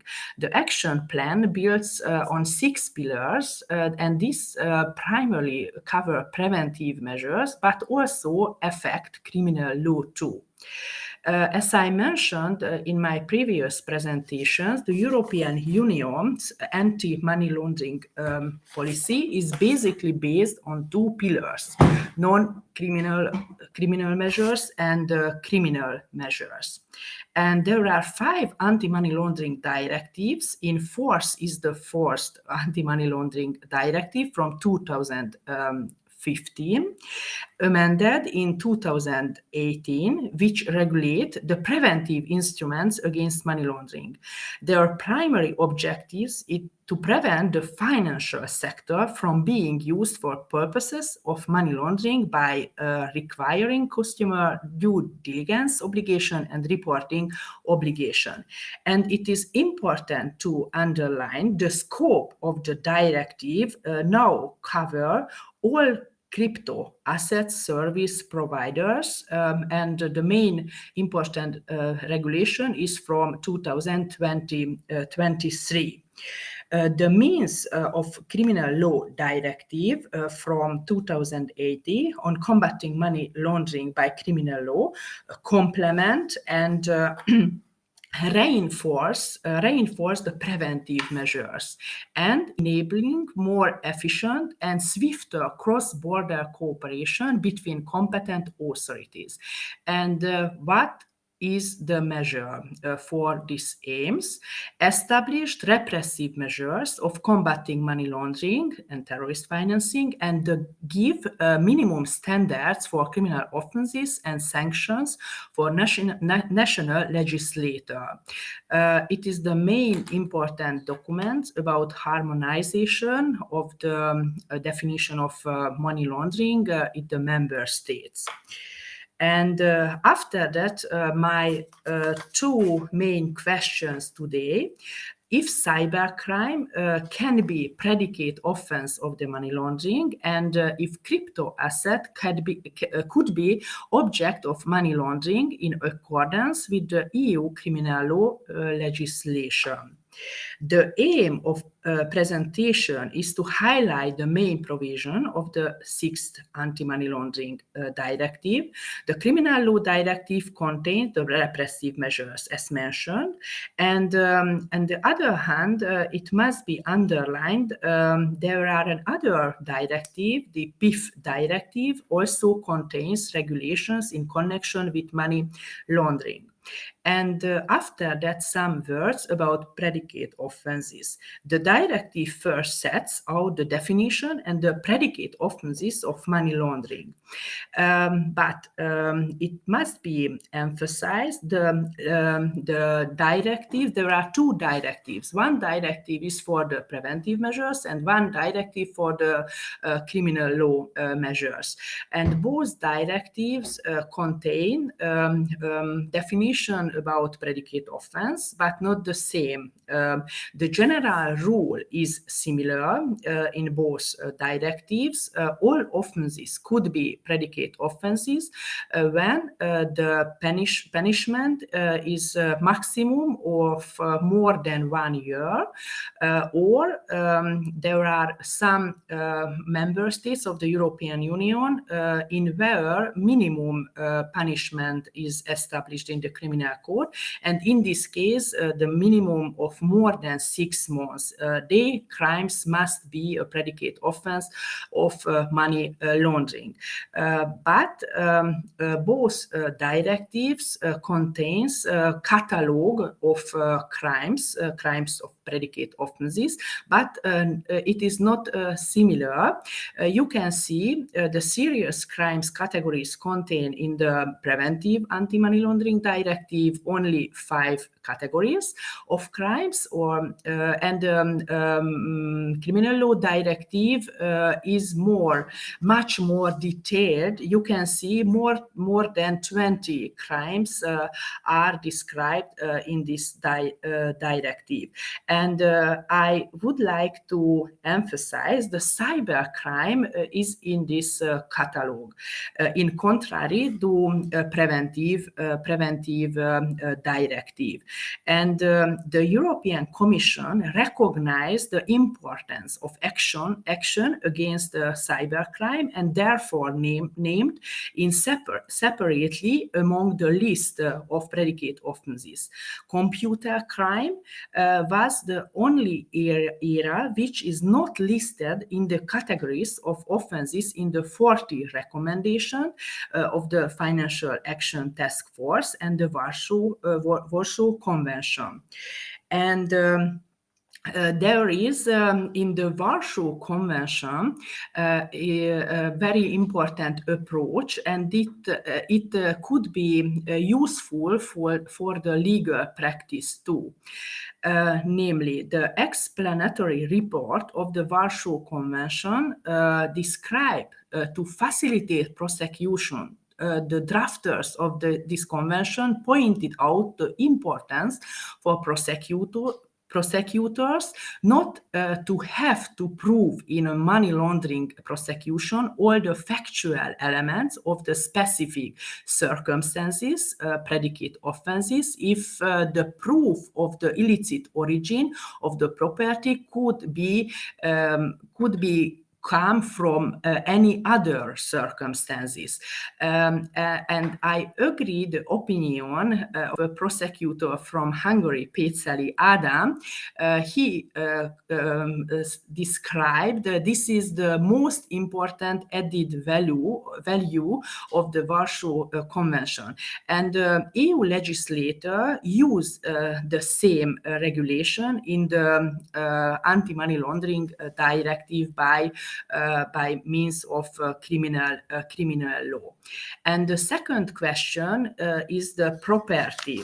The property is the object of the money laundering, and you can see in Article 2, the 6th Anti-Money Laundering Directive used a very broad definition, assets of any kind. And I think crypto asset could meet this definition too. It is enough broad to use this definition for crypto assets. And after that, in my conclusion, I would like to emphasize the 4 recommendations of the joint working group on criminal finances and cryptocurrencies. It was established by Basel Institute of Governance and Europol. It is very new, and there are some very interesting recommendations. The most important, I think, is the first, the crypto assets related crime and money laundering should not be separated. That's mean we can use the same instruments against money laundering and against the cybercrime too. And we must broadly definition, and it is important to bring the crypto asset and service providers into existing anti-money laundering framework of the European Union. And you can see there is a regulation from 2023. It is not the future, it is the present that crypto asset and crypto asset service providers are included in the fight against money laundering. Thank you very much for your attention. Thank you very much. It was really interesting. Are there any questions to Judith? And Agnieszka, can I have a question to you? Yes. Yes. Yes. It was very important for me to hear about the legal practice and regulation of money laundering in Poland criminal code. And if I can remember, it is correct. Poland used the all-crime approach in the definition of predicate offense. or have the catalog in your? No, I showed the article 299, Yes. and according to this article, whoever receives, possess, uses, covers, or transport abroad, conceals, transfer, or covered legal tenders, financial instruments, securities, foreign exchange, property rights, and other movable or immovable property that have been obtained from the benefits derived from a committed prohibited act. Mm-hmm. From Prohibited act. Yes, from a committed prohibited act. So you don't have to even, let's say, check this, all the necessary elements to commit crime, because you don't have to know who is the perpetrator. To, for example, check if this person can be prosecuted. So it's committed prohibited act. Thank you very much. Thank you. So it's broad regulation, but as I said, according to Polish courts, you have to provide very detailed description from what prohibited act the money is from. So, for example, if the perpetrator are committed many prohibited acts, for example, 100 frauds, and use mixers, you sometimes cannot find this relation between money and this specific prohibited act that were committed, because sometimes the bank accounts of money mules are, for example, used by, for example, 2 or 3 different perpetrators or a group. They mostly use a few bank accounts created using different money mules, and sometimes the same money is transferred by different bank accounts. Sometimes they are also using bank accounts, the victims. So, for example, investment frauds, normally the victim bank account is used for money laundering and then transferred, for example, to cryptocurrency. Then we have a mixer. The money, the cryptocurrency is mixed, and then there is another transfer. So we lose these connections, and sometimes we know that those money are laundered, but we are not sure what are the basic prohibited acts. So it is the problem we should, I think, solve on the regulatory level. And the next question, only the last question, if money mule investigated, in this case, in the Lucky case, it is punishable by or for negligent or intentional money laundering. Negligent or intentional? It can be both, because it can be both, and also the preparation is also prohibited. So, for example, creation and selling bank account is also can be also a preparation for money laundering. So, for example, if we have money mule that created 20 bank accounts in different banks, and that we know that he sold the access to these bank accounts. We had such cases in Poland, and the money mule were punished. So, for example, sentenced by the court. So, so we have such cases like this, and the preparation will be also the situation when somebody is buying such bank accounts. As I shown this advertisements, a lot of people in Poland let's say, not only sell bank accounts, but also buy bank accounts. So it is a serious problem, and I think we are not very involved in punishing such activity, and it makes Polish bank account system used by many perpetrators from different countries. And also Polish banking system is very fast. So it is easy to transfer money using a lot of bank accounts in the same day. That makes money laundering easier. So if you have very efficient banking system, also for perpetrator, it is advantage, not only for normal citizens and let's say users of the banking system. So if the banking system is not so efficient, it's not very used by criminals, because the transfer can be stopped. In Poland, if we have a lot of this session of transactions, you can launder money very fast and transfer them abroad in the same day. Yes, yes. Thank you so much. Thank you. On my slide, I had all the article 299 that refers to money laundering pasted. I can also copy it to the chat. Thank you. Okay, thank you so much. You will have, oh, okay, it is too long, but I can just... or perhaps you can send me an email.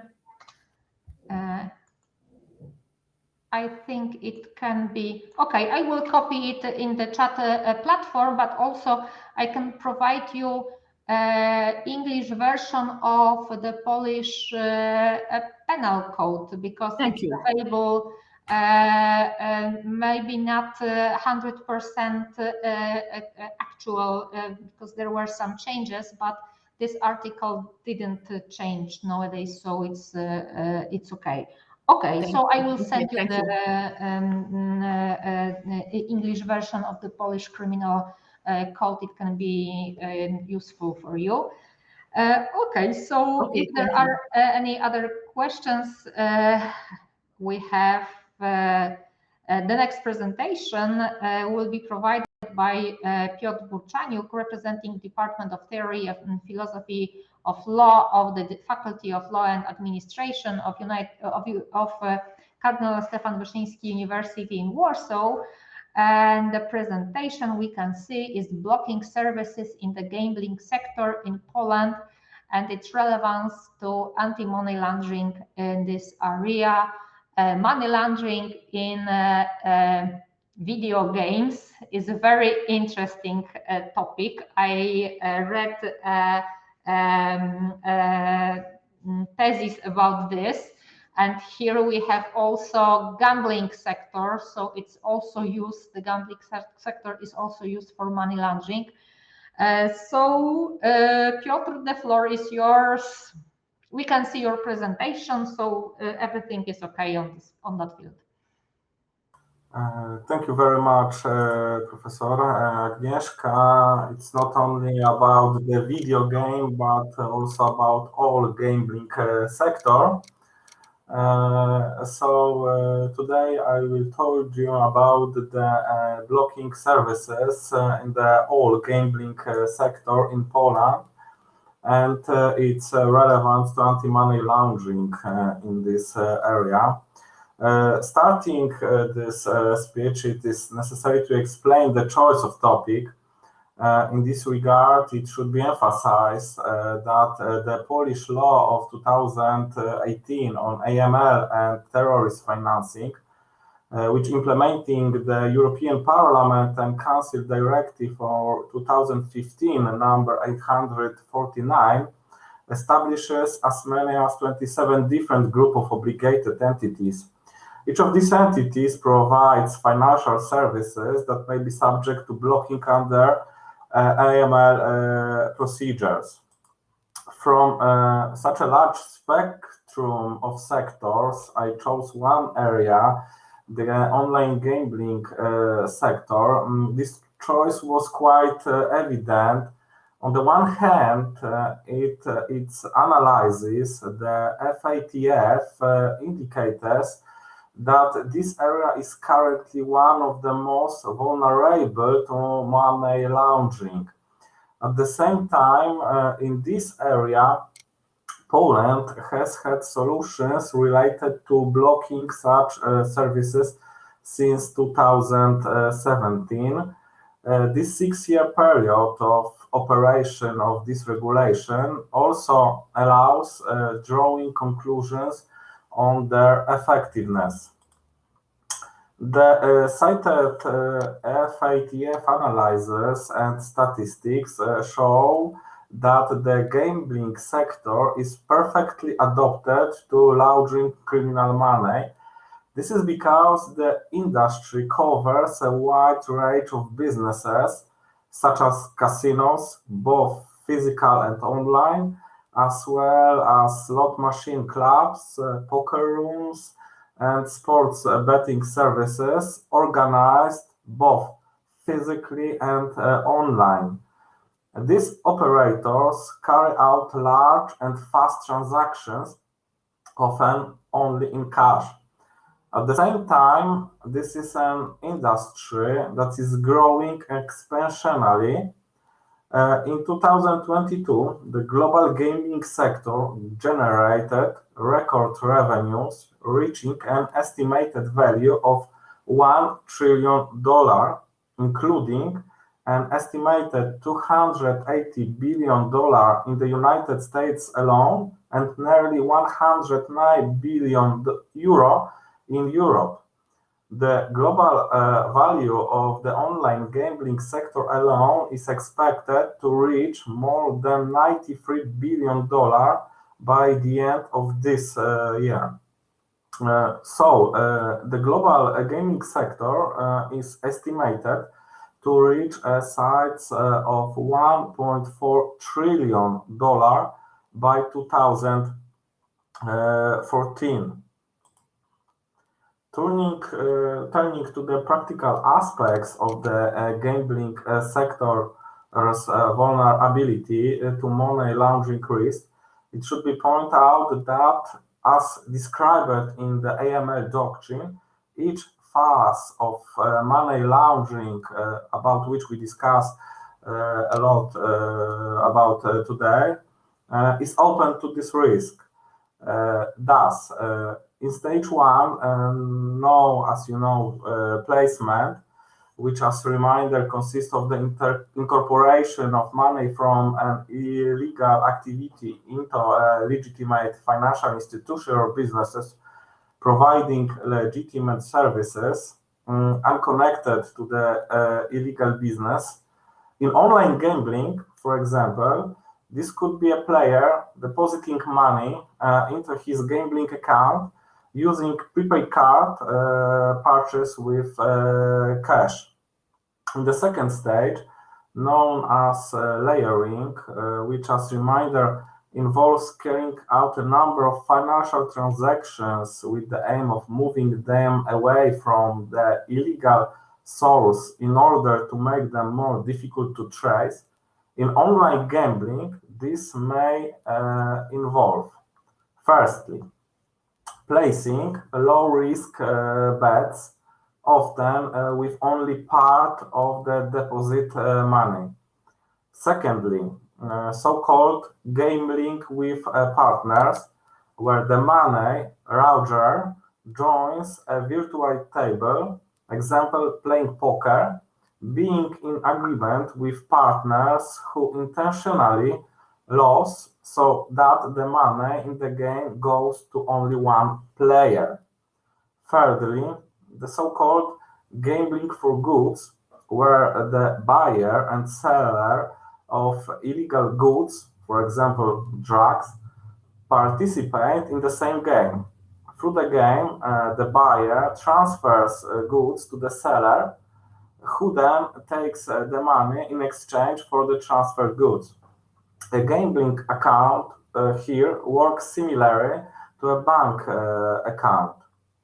Finally, in the third stage, known as integration, which, as a reminder, consists of the introduction of money into the legal economy, making it possible to identify its source. In online gambling, this is the payout of money from the game. Officially, this is the result of a lucky bet. As can be seen from the above, the methodology of money laundering in online casinos and betting platforms is relatively simple. If we add to this the fact that a huge number of transactions take place there every day, including many high volume transactions, it can be quite easy to suspicious transactions to go unnoticed. This happens even although AML procedures are in use. Moreover, the problem also lies with the entities themselves who, motivated by the need for profit, make it easy for players to transact, including using diverse payment options, accepting the use of e-money on digital and virtual currencies. This clearly increases the degree of anonymity for customers. Moreover, natural to online services, the ability to access online gambling from anywhere also means that player can use jurisdictions with less regulatory control. In turn, due to the high level of profitability of the betting industry, every day tens of operators undertake this activity, including the creation of new, often unlicensed websites. This often happens in jurisdictions with weak or non-exist AML supervisory systems. Seeing precisely these threats, also the European Commission last November raised the threat level of money laundering in online gambling to the highest third level. The Polish legislator was not indifferent to these threats, introducing in 2017, following in the footsteps of other countries, including Belgium, Denmark, Estonia, France, Greece, Slovenia, or Italy, legal solutions aimed at limiting the possibility of online gambling companies operating illegally in Poland. In this respect, moving to the Polish legal system, it should first be known that all gambling business is a regulated activity. It is regulated by the 2009 Act on Gambling. Under this act, the organization of gambling games, which include games of chance, betting, card games, and slot machine games, is allowed under a concession, permit, or notification.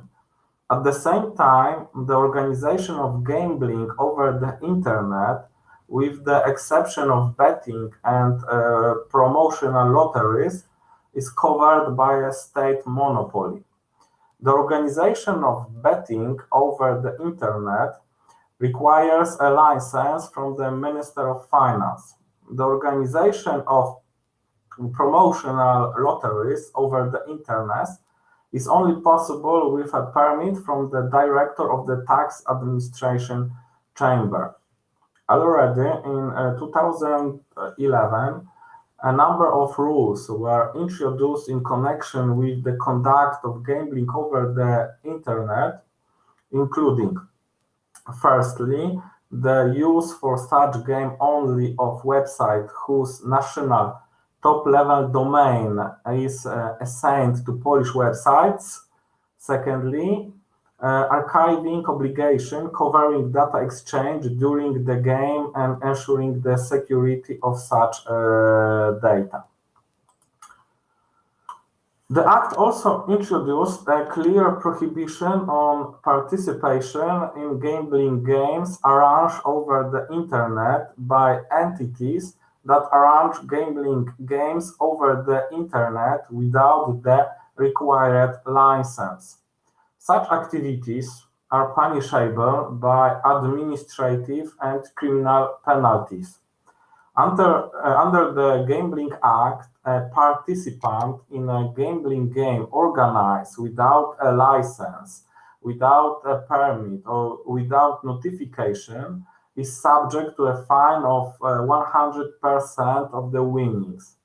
In addition, the Polish Fiscal Penal Code contains an entire chapter establishing fiscal offenses and fiscal offenses against the organization of gambling, including the introduction of two significant offenses. The first, related to participation on Polish territory in a foreign gambling games, which is punishable by a fine. The second, providing for the same punishment for participation in a gambling game organized or conduct in violation of the provisions of the Act or the terms and conditions of the license or permit. Under Polish law, it is therefore legal to participate in a games arranged on the Internet either by an entity holding the legally required permit or arranging these games under a state monopoly. The list of legitimate entities is available on the Ministry of Finance website and includes nowadays 22 entities of the betting and 2 entities conducting other gambling games on the Internet. The authority responsible for prosecuting these offenses is the National Tax Administration. The Polish legal literature, however, points to the practical complete lack of citizens' knowledge of the punishability of the behavior in this issue. The reason for this is probably the public, especially with the use of social media, promotion of participation in foreign games of chance and betting. In the practice of the courts, the circumstances has often constituted an excuse, excluding guilt and thus criminality. In order to prevent this, the legislator introduced from the 1st of July the institution of a register of domain used to offer gambling in contravention of the Act and an interconnected legal tool to block the websites of illegal operators. Its function is also to make it difficult to make payments to them. In explaining the changes, it was pointed out explicitly that their purpose was to create awareness among players of the legality of an online gambling operator. This was to reduce the grey economy of these games by moving players to the zone of legal operators. Thus, in the case of entities that organize online gambling in an illegal way, meaning organized gambling game covered by a state monopoly or without the necessary license, the name of the internet domain used for this purpose is entered in the register. The entry in the register is change or removal by the Minister of Finance. The register of this domain is public and may available on the website of the Ministry of Finance. The register currently includes more than 34,000 domains. The establishment of the register was accompanied by the imposition of three types of obligation on telecommunications entrepreneurs. Firstly, to block, free of charge, access to the website using domain names included in the register. This must be done within 48 hours of entry in the register. Secondly, to forward, free of charge, any connections to illegal domains to a website hosted by the Minister of Finance containing the message, "Attention, the website to which the connection has been tried is being used to illegal offer game." Of course, this is with the legal grounds. Thirdly, in the event of removal of a domain from the register, the obligation to restore access to it free of charge. It should be added that, in practice, the exchange of information between the register and telecommunications undertakings operates in an automated way through a dedicated ICT system. Turning to a summary and evaluation of these solutions, an unquestionable positive effect of these changes is a clear decrease in the sphere of the grey economy on the market in online gambling in Poland. In 2016, this sphere was 80%, while in 2021, it's already only 18%. Undoubtedly, this also affects the scale of money laundering in the grey economy of online gambling in Poland. The negative aspect, attention is paid to the fact that the adopted concept makes it possible to simply avoid it. This is because practices consisting in changing the name of a domain entered in a register, example, by adding a digit to its name, using Tor networks or VPN services, and it is used on a large scale. Moreover, there is a huge guides which are available on the internet which show how to do this.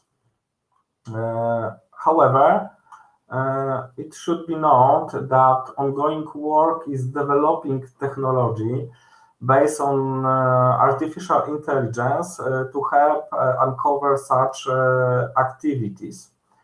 At the same time, this technology is expected to help combat money laundering in the gambling industry. The identification of suspicious activities is to be done by analyzing large amounts of data and detecting behavioral patterns. However, the use of this technology, as well as the effectiveness of AML techniques, depends on the approach of operators in the industry.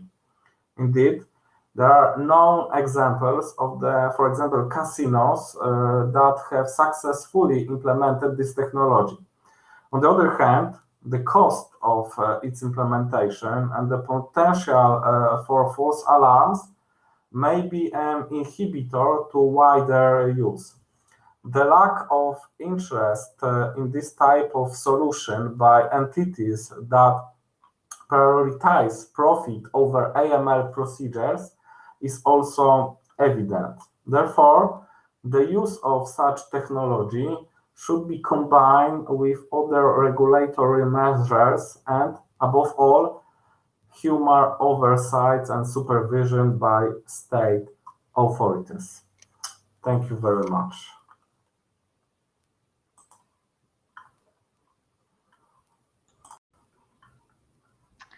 Thank you very much, Piotr, for your presentation. Are there any questions to the presenter or any other comments? Okay. So thank you very much for your time. Thank you very much for your attendance in this seminar. I'd like to warmly invite you to the next seminar, which will be held on 15th of September and will focus on disinformation. So we will change the topic to crime or an act that is not connected with monetization mostly. So thanking you for your attention. I wish all the speakers further fruitful research and all of you an enjoyable afternoon. So thank you very much for participation and see you on September.